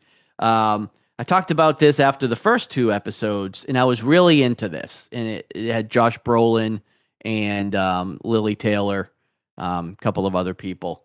By week 4, this was so convoluted and nonsensical. Like, I can't believe I even finished watching it. Like, this was just so really confusing. I have no idea what this show was about. To the point where I even questioned, like, why would Josh Brolin sign on to do that? Like, did he read the scripts for all 8 episodes before he agreed to do this? Like, does anybody that made this show understand what was happening in this show? Right. Because I don't understand what was happening here. Like, somebody at Amazon had to get the synopsis of this and greenlight this show. And it's like, who watched these episodes and decided to put this thing out? Because it was just so confusing. Or I'm stupid. And like, I don't think I'm that stupid, you know, like right. I'm not the smartest guy in the world, but I watch a lot of TV. I watch a lot of movies. I'm sort of intelligent. This thing was just, I don't recommend it to anybody. But you finished it? I finished it because, again, you ate part your of the genius, I guess part of the genius of them doing the thing that I didn't like was that they put it only lasted 4 weeks. So it was kind of like, okay, I was into it after the first week. So you come back for week 2 and you're like, okay, I'm not sure where this is going, but I'm still kind of on board. Then you get to week 3 and you're like, all right, like, you know, I'm really not understanding this, but surely it's going to come together by week 4. Don't call and then me you Shirley. Get to week 4. Yeah. And you're like, so if it had spread out over 8 weeks, I might have bailed on it sooner, but so it kind of worked. It kind of worked, but now are you going to be like gun shy on the next time? We're dropping 2 at a time for a month. I'm out. Yeah. Like, well, so and even they know it stinks. I wasn't going to talk about the flight attendant, but they actually changed things up. Like this week, they only dropped 1 episode. Okay. So weeks 1 and 2, we got 2 episodes each. All right. But now, like 5 through 9 are weekly. But did you not I'm not quite sure. No, I liked that. Oh, okay. But I didn't like the 2 per week thing. But then when I watched this week's episode, I was all geared up to watch another one, and it wasn't there. They like, pulled the rug out from under you. So I don't know what they're doing with that, but yeah, this last episode of that show, like she is really spiraling out of control now. Oh, so yeah? It's crazy. We're not caught up that far. Jen and I are watching that one, and we really like it. I like so it. Good. Yeah. And yeah, she's really good. Yeah, I'm looking and I like the show, but yeah, this episode 5 was kind of after that one. I was actually looking for another one, and it wasn't there. I think we've seen 3. I think we've seen 3 of them. Maybe even 4. Maybe we just haven't done 5 yet. But yeah, it's okay. We started watching it, and she's like, "Okay, let's do another," and then another. Yeah, because it's really good. It is. Yeah. It is, and it's there is a little bit of you got to suspend belief a little bit, disbelief a little bit, because you're like, why does she keep going through this? There's that's what so I'm many saying, even outs in this. Like, yeah, through this whole thing, it's like you've created all these issues for yourself. how Like, about if you would have just done what they told you to do in the first episode and watched and then went home, you wouldn't be in this mess. right? You know. How about the I think it was like episode 1 or 2, and her lawyer friend shows up from the season 1, right? With her fiance, I say fiance, quotation fingers. She Right. shows up. Something happens, drama ensues, and she gives her the worst advice a lawyer would ever give. Like, no lawyer would tell her to do what they told her to do and then partake in it. And I'm like, But the show's just so damn entertaining, and it's a lot like Moon Knight, where it's like it's more about like her mental state and what's going on with her. Right.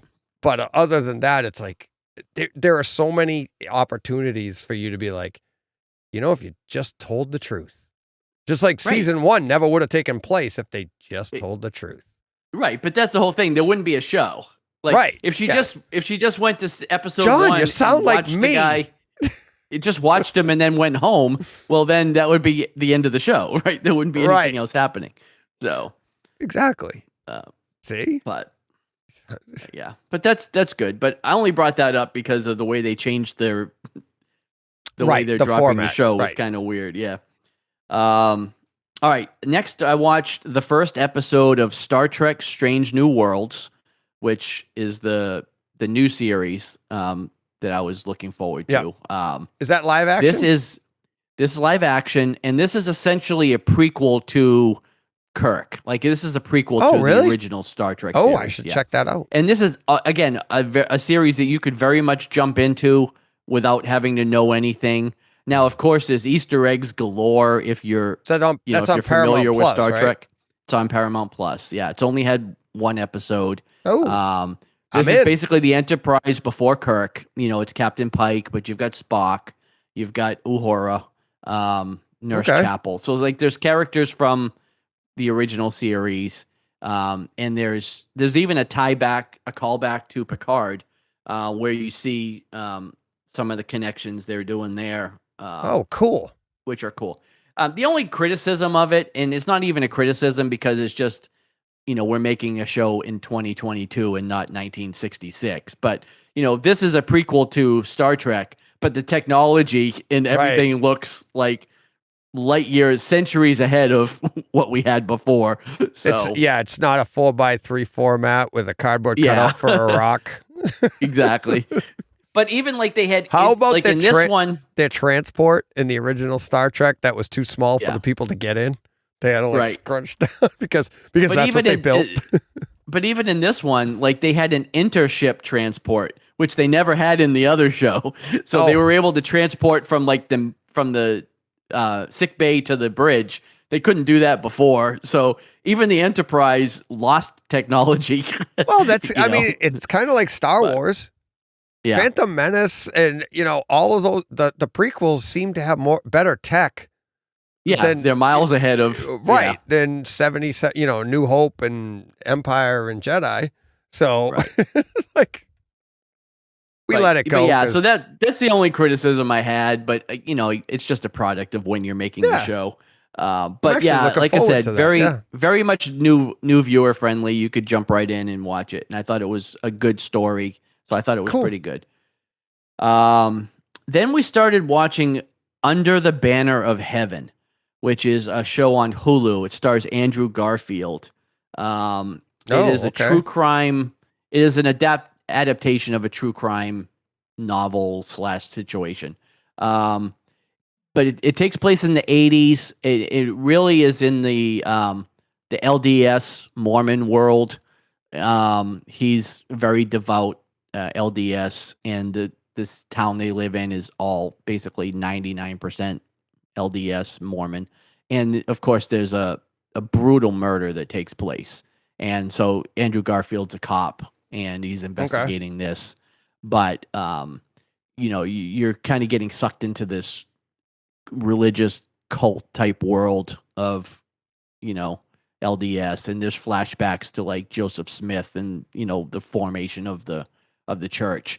I wasn't sure after the first episode, but I kept going. They dropped 2, and then there was a third one. By the time I started it, there was already 3. So I went to the second episode, and by the end of that one, I was pretty into it, and now I'm kind of hooked on it. It's just going to be a 1-season thing. It's a limited series. I think it's 7 episodes total, but it was pretty decent. And like I said, an interesting look into a world that I'm not familiar with. So cool. I thought that was pretty cool. And then last but not least, I righted a great wrong on Sunday. When we went to go see Doctor Strange, they showed the trailer for Top Gun 2. Whatever they're calling it. Maverick. And my wife leans over to me and says, I have never seen Top Gun. And I was like, what? You've never seen Top Gun? So Sunday we watched Sunday afternoon. Yeah, we watched Top Gun. I own this on disc, but I was too lazy to get up. I just streamed it. I just was didn't feel like setting it up. I know. I haven't seen this movie in at least 22 years because that's how long we've been together. And obviously we've never seen it together. So I'm not going to go into Top Gun. We've all seen it. But I was surprised at how 80s this was. Like, it is super cheesy, like really, really cheesy. But it's Top Gun, right? Like, everybody knows it's still a great movie. Yeah, even streaming it sounded really good, and it was on the big screen, so it was a lot of fun.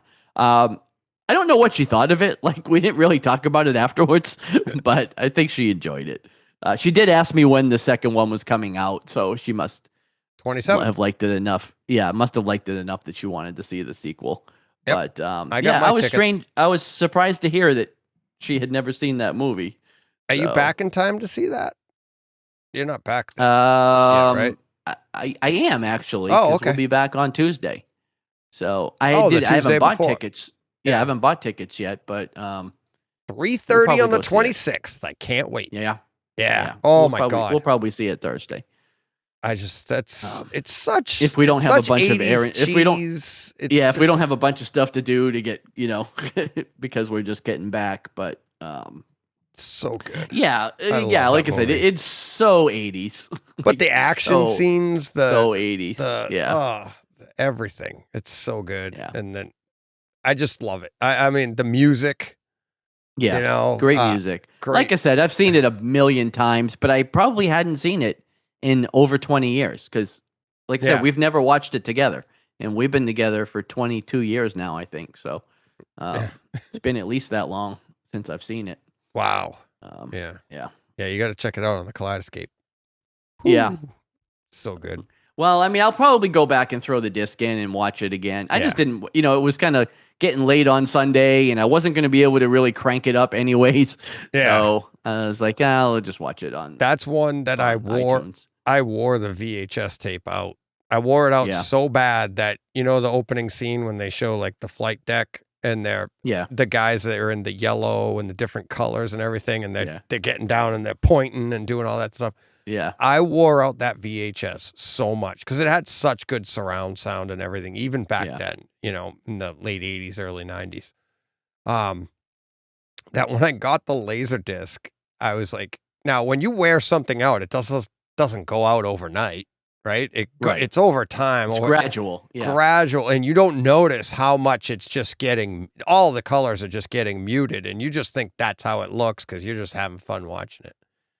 I bought the laser disc and I put it in and I'm like, I put it on. I was like, oh my God, they're wearing yellow.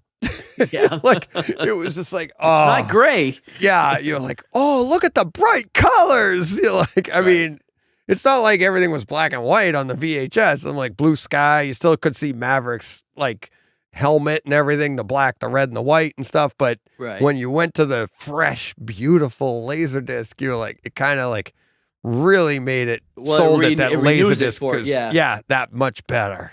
Makes it a new movie again. Oh, it did. And then and the 4K and everything now. You gotta check that out on disc. So good. Yeah. But really looking forward to Maverick. That's gonna be Yeah. looks I so wasn't good. so looking forward to it. Like I was gonna see it, but I wasn't super excited for it. But now I am. Because like now I'm more into it because I've seen Top Gun. And they're even showing, I think didn't they have a volleyball scene in the trailer for Maverick? It's like they've got it all. Rooster, which is like Goose Rooster, Jr. which is his son, and you got it. Yeah. I mean, you can almost tell the story that we're gonna get here, right? Oh yeah, it's like basically it's like what was Force Awakens and New Hope, right? This is just going to be Top Gun, right? And you know the story with Tom Cruise being instructor instead of the hotshot pilot. How about the trailer? You've got that textbook millennial line. It's just like exactly like what millennials think, or not. And I only say millennials not to pick on them. Every generation thought this. You and I thought this when we were kids, but when we're in our 20s, and you're like. And you got the group of them sitting there, and one of the pilots goes, "Well, we're the best in the world. Who are they going to get to teach us?" Which is such a like 20s thing. Like you think you've conquered everything, and then in walks Tom Cruise. It's like, and you're like, but for people like us that grew up in the 80s, love that movie, love Tom Cruise. They put that line in there for us because we're like, punks.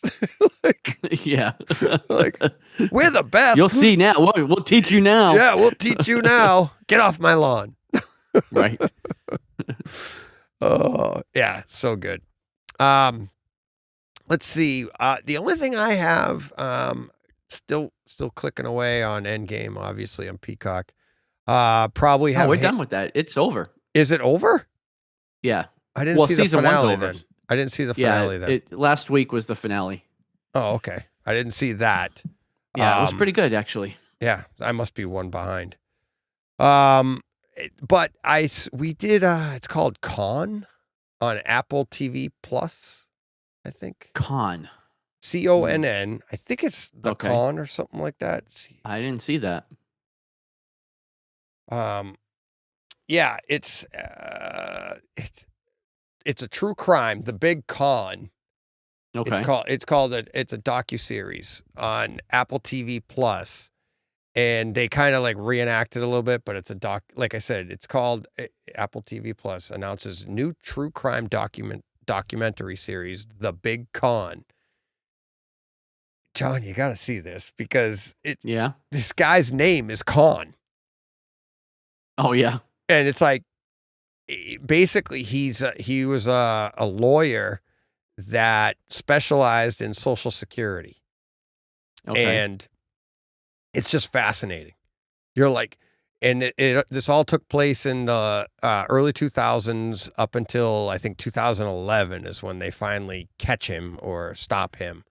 But it goes to like, he never would have been able to do anything that he did if it wasn't for the judge, because like basically they scammed the Social Security process because and a lot of people don't know this according to the show, that most people just think Social Security is what you get when you retire, right? So like when we're done, you'll get your X amount of dollars that you've contributed over your lifetime. Well, there's also a disability fund. So if you become disabled, you can apply and start collecting early. And there's lawyers that handle that. And lawyers typically take 10%, I think it was 10% of what they get you, or $6,000, whichever is less. Okay. Right. This guy was getting everybody approved. And it was one person, one writer from the Wall Street Journal that looked into it, and he was like, wait a minute. The way they found it is they were going through all, don't ask me why. I don't know why.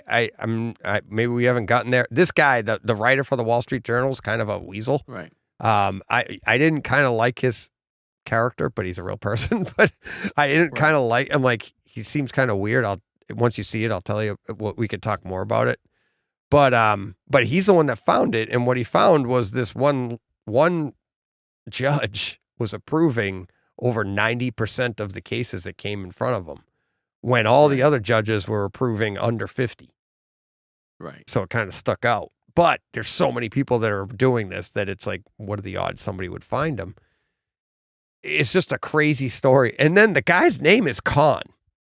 And then it's like on his door, like to his like building, when you go to his office, it says Khan Offices. Right. It's like the show Psych. Like they called him Psych. Like, Psych, we're not really psychic. Like, Con, I'm a con man. And he was on 60 Minutes. On the episode that we just saw, that it was 60 Minutes actually came out and interviewed him in the parking lot, and they showed it in the show. It's like, this is stuff that all went on. This is all in the news. And he got like $550 million from Social Security. Oh, wow. I don't think he got all of it, but he got it for people. Well, no, he got it for people, but he got his percentage. And then he gets his cut off of that. And he was living the life. Like women, he just kept marrying women on a trip, and then he'd come home and he'd annul it. And he'd just spend money. He'd buy Rolls Royces. He was living the life. We haven't gotten to the part what actually happens to him. I don't know if he's in jail, if he's dead. I didn't even look it up, but super fascinating, because you're like, how do these people pull this stuff off? And it's like, crazy.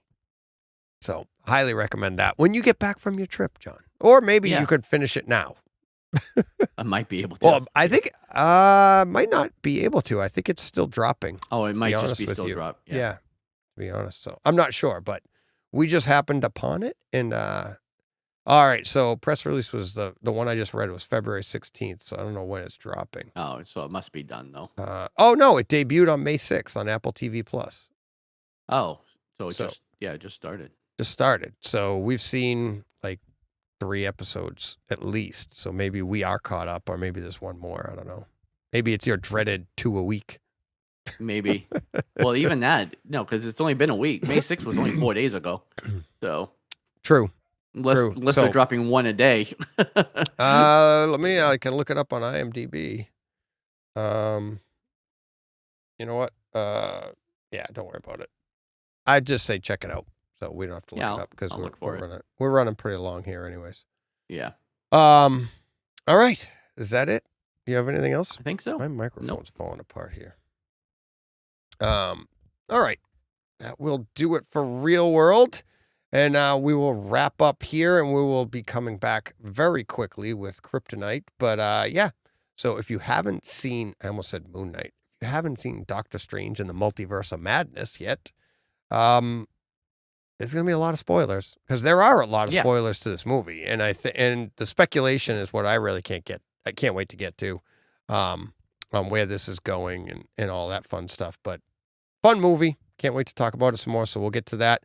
But if you're not joining us, and you'd like to contribute to the show, you can tweet at us at brightside_chat or at Arkham Comics with an X. Boy, that was hard for me to say. At Arkham Comics. Yeah, Arkham Comics with an X. Or you can email us at thebrightsidechat@gmail.com. And just tell us what you're thinking, and we'll talk about it on the show. Other than that, that'll do it. I'd like to, if you're tuning out, I would like to wish John a safe trip. I'll say it again later, because I just want him to come back. But have a good trip. See you next fall. Yeah. And that'll do it. All right. Yeah. Take care, everyone. See you in a couple weeks. Thanks.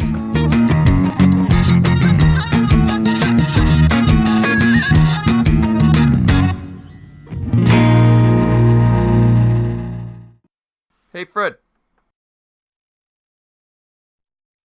And we're back. John, you want to we are. Get that door for me? I got it. Thank you. Here we go. All right. Yeah. That's the OG for spoilers. And then we got the new one. The data tells me there is potential danger of plot and/or character dynamics that could go rotten. still like that. It's from Halo, for those of you that don't know. Yeah. That's Cortana. Cortana. Yeah, so Doctor Strange and the Multiverse of Madness. And I like that it's not Doctor Strange 2. Yeah. It's just like, all right. All right. What do you want to jump on first? What do you want to get to first? Well, like I mentioned earlier, I thought there was a bit of, I don't know if I want to say misdirection, but maybe I didn't understand what this movie was going to be. That's what everybody's saying. I obviously knew Wanda was in this movie. I mean, was in the trailers. We knew at the end of WandaVision. And I knew that there was potentially going to be maybe an evil version of Wanda that we were going to see. But I didn't realize going into this that she was the full-on villain of this movie.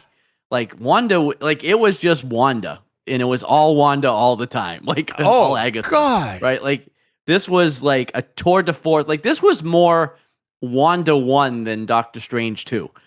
You know what I mean? Like, this almost felt like a Scarlet Witch movie in a way. I didn't know that this is what we were in for. Yeah. But I was all in for it. Like, I thought it was awesome. I don't know that we see Wanda again after this or where we will see her again. I thought I read she's signed on. So we are seeing more. Yeah, but I don't know where. Like, I don't know where she's going to show up next. In the movies, or in what kind of character she's going to be when we see her again. Right. But, like, they really turned Wanda. You know? Like, you know, you kind of saw it in WandaVision, but you could go along with her because of the grief and like you understood where she was coming from and what she was doing. That's what I'm. But she was also kind of like, if you go back to what we said with Shang-Chi, like the villain in Shang-Chi. Yeah. Like, she was definitely the bad guy here, but also sympathetic. Like, you kind of know where she's at. Like, you know where she's coming from. You kind of feel for her, you know? And so you still are kind of rooting for her, not necessarily to succeed in what she was trying to do, but to come out of it okay. Like, you kind of was still hoping that she was going to come out of it. And she kind of did, but you still don't know where her head, like what her headspace is, like the next time you see her. But yeah, that was the biggest surprise to me because I didn't realize that this was the what villain. We were in for. Yeah, that she was the villain. You know what's amazing about that? Not once, even like as you're walking into the movie, everything about this movie, you're like, all right, MCU, can't wait to see it. But like, there seemed to be a little bit of a lull for it. Like, maybe people weren't super excited for it, but it was just like, you know what? It's the MCU, so we got to see it, right? Right. Not once did anybody say, who's the villain in this one? Right. You know, and then you get in there, even as, like I said, as you're walking into the theater, you sit down, you get your popcorn, your candy, you're sitting there, and you're like, movie's starting, and you're like... You think it's this demon, right? You're like, oh, it's this multiversal demon. That's the villain, it's got to be some multiverse, right? But what demon was that in the books? But it's been staring us in the face because, this was all in the books. Right. Right? So it's just amazing to me that a lot of people are saying exactly what you said. And it's like, for them to be able to do that, like sleight of hand, like all of a sudden, I mean, that was just an amazing reveal when she took the forest and just turned it all bad, you know, turned it to the reality, right? Which is kind of gruesome. Like, what, she just burned the place down? She couldn't have just left it nice? And I'm just living there. Yeah. Right. Like, I mean, if I can't be happy, damn it, nobody's going to be happy. Right. You like, where the poor sheep are gone, like everything, right? But that big reveal, you felt like he was going there for help. Well, and he was. He thought he was going there for help. Right. You know? And then when they did that, though, when she goes, oh, you didn't say her name, did you? Yeah, which I caught right away. I'm sure you did too. Right. And you're just, as soon as she said then America, when he slows down behind her, you're like, America. Oh, no. I know. I just thought that was like, maybe I missed that he said it, right? Because I'm not expecting her to be bad. And then when he started to slow down and let her walk in front of him, and he was like, "Uh-oh, she's the one." And then like you could see it, and that I thought he did a great job of acting that scene out too, because you could see him putting all the pieces together, and being like, "Uh-oh, she's in charge of all of this. She's in the dreams. She's here." But I just thought it was awesome. And like you said, it's like, where does it go from here? And I think they've already alluded to where like how they bring her back, because what was the scene when they're talking and they're like, "This is you're not in your right mind. You're being manipulated by the Darkhold. You're whatever it was," but they were already saying the lines that they're gonna say, like what we said in Titan season 3. Like, how do you bring him back after he killed Hawk? Right? And it's like, how do you do that? They can bring her back. I mean, she can be brought back as like, well, wow. but the thing is, do they want to bring her back as a hero, or do they keep her, well, I think they do, because villain, she tried to redeem herself at the end. For all intents and purposes, it looks like she took herself and the Darkhold out, right? She took but everything she out. escaped because you saw the flash of red. You saw the flash of red when the building was coming down. And she signed a contract. Yeah. So she kind of zapped out of there. She's coming back. And it's comics. But, she's a complicated character in the comics because, she has a complicated history with the heroes in the comics, So she can come back and be this ambiguous character that kind of skirts the line of, maybe like a Punisher type of, character where you don't always know what she's going to do. But I thought I don't want to say she stole the movie necessarily, but I thought she was like the biggest surprise and really. Well, her character was the bigger surprise. Kind of stole the movie, really. Right. Because I thought her performance was fantastic. I thought she did a great job. I'm partial to her anyways. I've made no secret of it that I like her as an actress and a character, but I thought she was fantastic. So that was great. Obviously the elephant in the room is the Illuminati, right? Like the character reveals. Yeah. That was pretty cool. I got spoiled the day before the movie with Captain Carter because it popped up on it started popping up on the comic apps. Because people were snapping up the Captain Carter issues because she was in that movie. So that got spoiled for me like the day before the movie. Plus Haley Atwell showed up on the red carpet. And it was kind of like, why is she there for this? Yeah. So, but I didn't realize we were going to get Captain Carter. Everybody knew Charles was there. Everybody expected that. I didn't know that. Because he was in the trailer. He was? His voice is in the trailer. Perhaps we should tell him the truth. Yeah. That's right. That's unmistakably Patrick Stewart. Yeah. Right. So we knew he was going to be there. Everybody was pretty confident that Reed Richards would be there. But Captain Carter was like not on anybody's radar. Did we all know it was going to be Krasinski though? That was Reed Richards? I think that was the heavy speculation, right? Everybody speculated. Nobody knew for sure. And we didn't know for sure until we saw him. Right. But that wasn't like when I saw him, it was cool. It was like awesome. Kind of it was a cheering moment, but it wasn't a huge surprise. Like it was just kind of like, yeah, of course it was a confirmation. Because it was a confirmation more than a surprise. But like I said, seeing Haley Atwell there as Captain Carter, seeing it's not Monica Rambeau, but the mother, I can't remember her name, but like seeing Rambeau as Captain Marvel was pretty cool. What was her name? Is it Maria? Maria Rambeau, yeah. Maria Rambeau, she was in Captain Marvel. Right. But seeing her, because in WandaVision we saw the daughter, right? We saw Monica. Yes, she was Photon or what have you. Right, she becomes Photon seeing that version of Captain Marvel was cool. But obviously the big two were Krasinski and Patrick Stewart. And I loved Cumberbatch's line when he said like something about the Fantastic Four. Didn't you guys fade away in the 60s or something like that? Oh, didn't you chart in the 60s? Yeah, I thought that was Didn't pretty you chart great. in the 60s? But what was funny is like he knew the name Fantastic Four and nobody had said that prior to that. Like, where would you even come up with that name? You know? Well, he just knows it from his universe. And that's what I mean. Yeah. He brings the legitimacy to his universe, meaning like everybody back home knows who they are.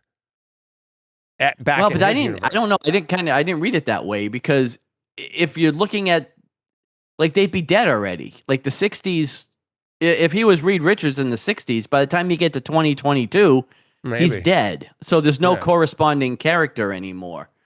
Because in this universe, they're he's what 35, 40 years old or whatever he is. You know what I mean? Right. But what was interesting about it, I think, is that like when you're talking about the different multiverses, right? Like Doctor Strange was the same version of himself throughout every multiverse. Yes. It was Benedict Cumberbatch through the whole thing, right? So that's going to be Reed Richards in 616. So is that right? So is Krasinski? Does that confirm him as Reed Richards in the 616? That's what I'm not sure if it does because I don't think Patrick Stewart is Xavier in 616.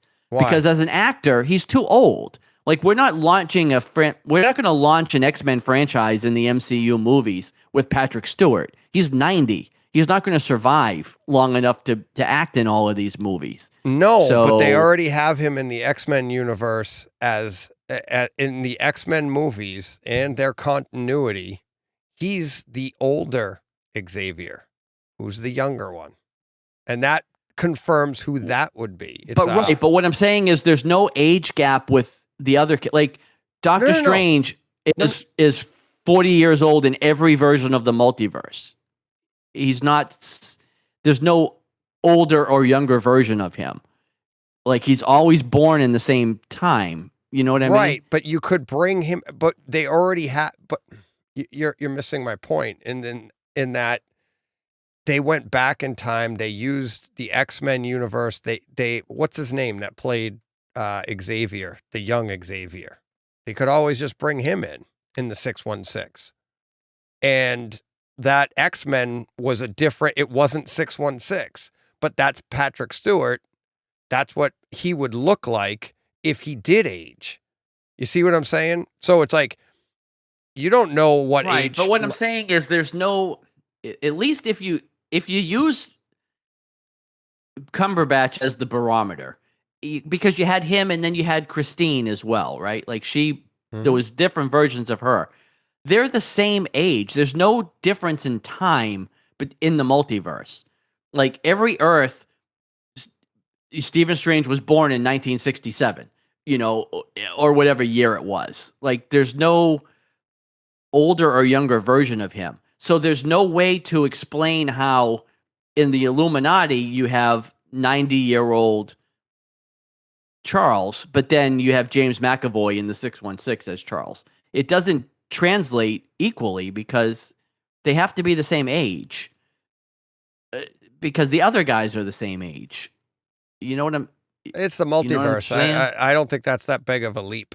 I honestly don't. I don't think it's that big of a leap to go, well, that was the older version. Well, they're going to have to do it because they're not going to bring Patrick Stewart to be Charles in their movies because he's just too old. There's no way they're going to do that.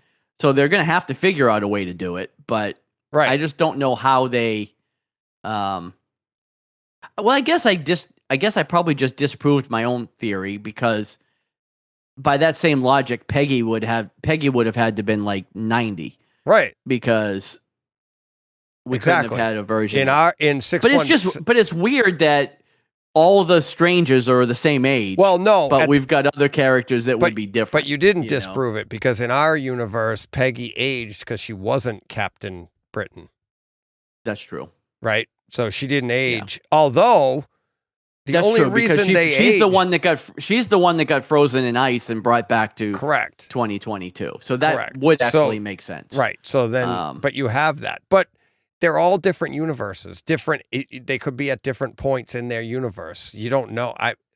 There wasn't anything defining that they had to be the same age. Just we happened to look at all these characters and go, hey, Reed Richards, obviously Krasinski's going to play him. And that was all the It would be but we saw at least take that away. We saw now. at least 3 versions of Stephen Strange throughout the multiverse, and he was always the same age. So it just, I don't know. It would seem weird to me that other characters would be further or earlier in the timeline if he's the same in every iteration. Yeah. You know? Yeah. I don't know. Yeah. I see what you're saying, but I don't think that this one movie defined any kind of continuity of any of that, right? And that's the point of the multiverse, really. It's like, I mean, you're literally gonna get hung up on ages being the same when you can actually be paint. No, right. At what level are you paint? Yeah. It's like, what age were you when you were paint? Right. But I don't know. Like I said, it just stands to reason that if one guy is the same across the multiverse, then everybody would be the same, you know? Well, that's just your reason. Well, that's why you can't understand why it's in the garage. But they showed it with multiple characters, because they showed it with Steven, they showed it with Christine, they showed it with Mordo. Like, the different versions of those 3 characters that we knew were the same throughout the multiverse. But now we're going to have, like, a Charles that's 30 years younger in our universe than he was over there. Yeah. And that but 616 gets the doesn't evil keep the continuity, Wanda, but she's not evil elsewhere. But she was still the same age throughout every time we saw her. Person, John. But this is the only character where we have 2 different people playing the character, so they have that opportunity to do that. Just according to your theory, you're not going to allow it. I guess if you're looking at the previous movie, which would have been Spider-Man, we had 3 different people playing Peter Parker. So I guess at 3 different ages and 3 different people. So everything goes. It's all open.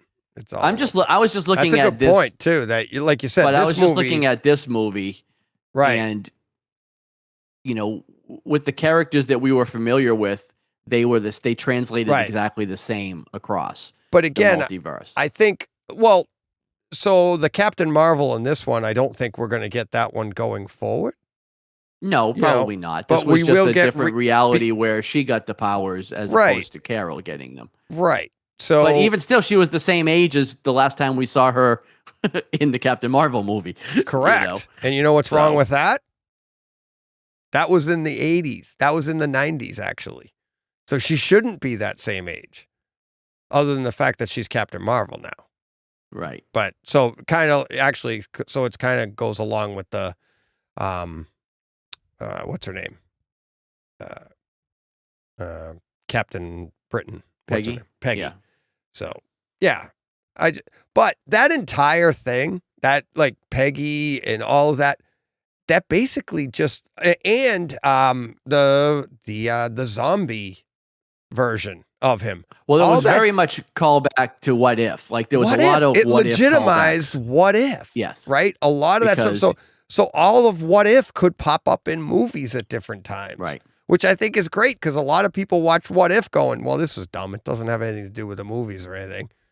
Right. And a bunch of them showed up. Yeah. You know? I thought that was really cool. What's the speculation on how soon we're getting a Fantastic Four? Not for like 4 years, isn't it? Yeah, Something it's like a little that. ways off, and especially now that they don't have a director again because they just lost John Watts. Right. But it's a few years away, and even the X-Men are probably even further than that. Right. You know? But all of that is going... But how about, like, when Charles was doing his thing and they were playing, like, the 90s cartoon music or the 90s movie theme music or whatever? I was like, that's pretty awesome. Yeah. Like, Charles has his own theme music. Yeah, he comes in. But that's the thing. So, like, 4 years from now, 4 or 5 years from now, we get some X-Men movies, or we start to get the Fantastic Four trilogy. That thing comes in. Right. it seems like such a long way off, but 10 years from now, we're potentially getting Secret Wars. Right. With all, and you thought the Endgame battle was incredible. Right. It's like watching that take place over multiple universes, multiple heroes fighting each other, because, and that's what, remember with Thanos, we were like, and they put Thanos in What If, where it's like, remember the joke was like, well, hey, he had a crazy idea, and it's like, luckily you talked him out of it, and it was T'Challa that talked him out of it. Remember, he's like, yeah, right. And then they're like all palling around with Thanos because he didn't want to kill half the universe, right? But his idea to kill half of the universe was just to create balance in the universe and save half the people. Well, this Secret Wars is going to be heroes just trying to save their universe. Right. Which completely, this is what I think is going to be super interesting, is because it completely does a flip on Eternals, where the Eternals sacrificed universes just to do whatever it took to save Earth. Right? We really like this little blue ball. But what they do is they use these, like, that was supposed to be the birth of a new universe. And they're like, nah. they just did, you know what I mean? Just for the sake of that'd be like in our, like, I'm going to save that ant because I don't want a town to be built. Right. It's like, we can't ruin that anthill and that ant because a town might go here and all these people will prosper. So we're going to do that. And it's like, it's counterintuitive, but that's what Secret Wars is going to be, is you can't fault the people for saving their universe. But at the same time, if we don't save that universe, we're going to die. We're going to do this. And it's crazy. So all of that introduced here, and hopefully that's what we get, because it would be silly if we don't, but right. What else? Oh, I don't know.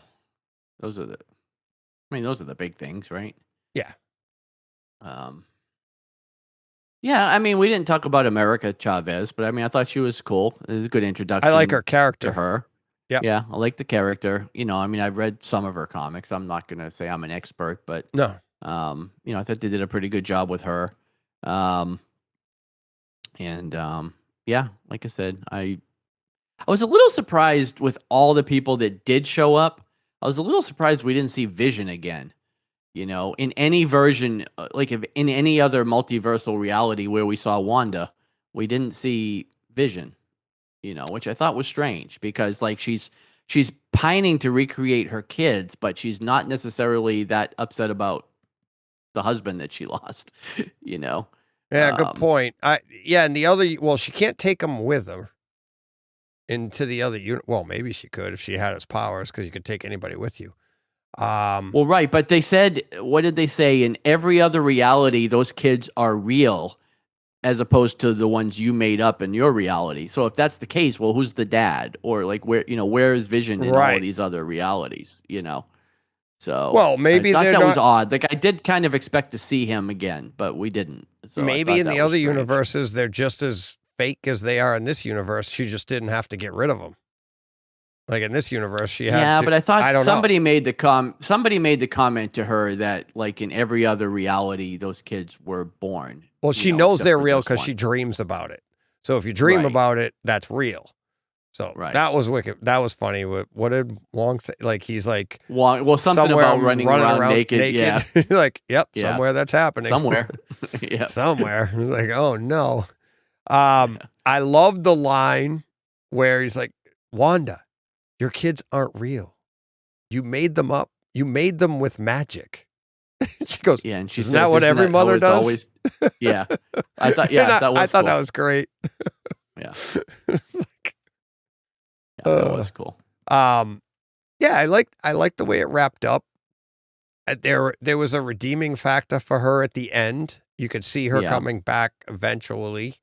And So what did you see? What did you think of Charlize Theron in the end? Well, I think that was the best part of the whole movie for me, was that, and I almost forgot that. That I see how you mid-credit just perked up.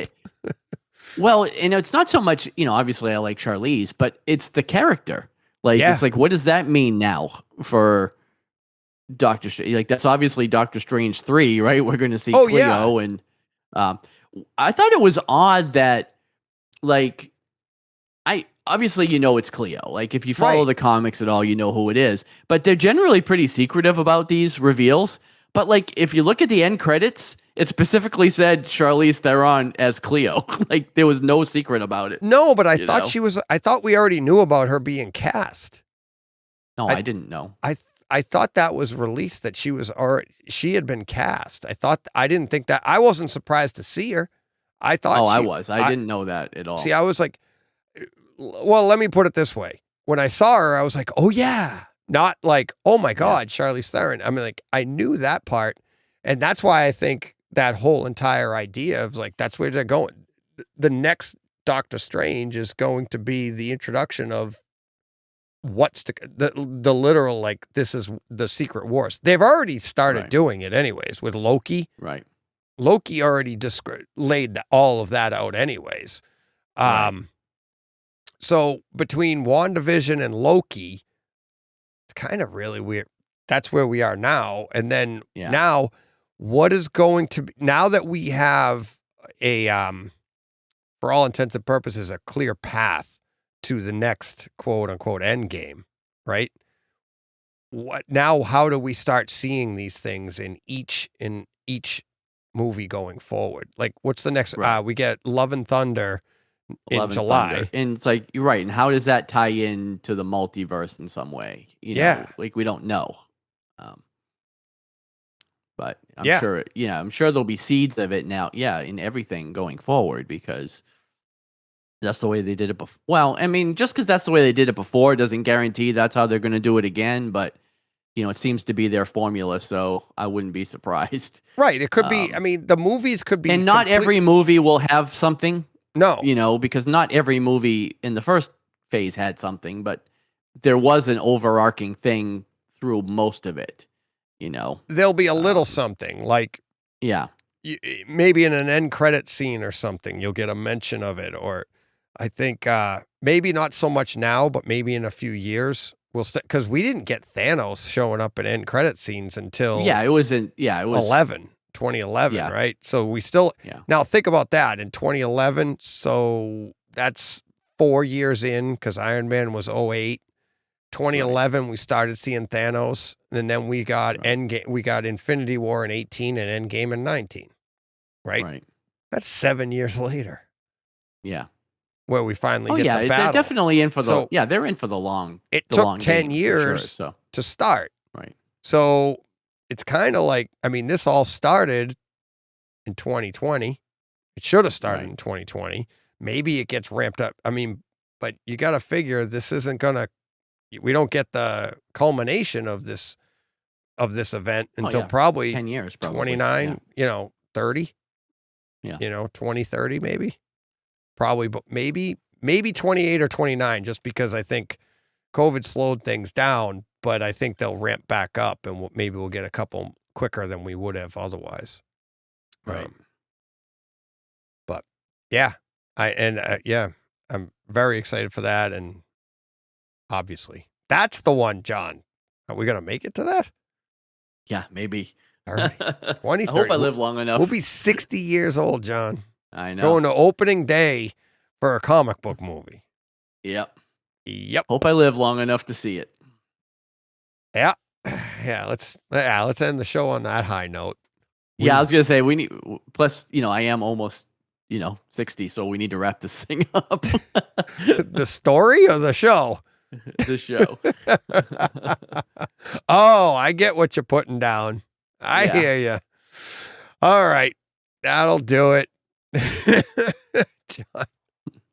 John's gotta go. Literally. Yep. Literally. All right. Thanks for listening, everybody. John, have a safe trip.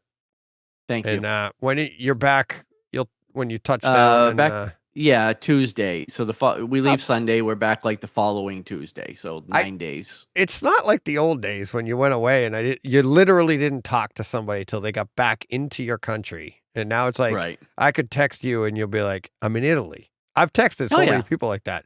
Hey, what's up? I'm in Italy. Okay. I just was saying what's up. That's a good answer, but yeah, and I'll have text. I won't be calling, but I'll have text. I'll have data. So yeah, cool. Yeah. So text me from the Coliseum. All right.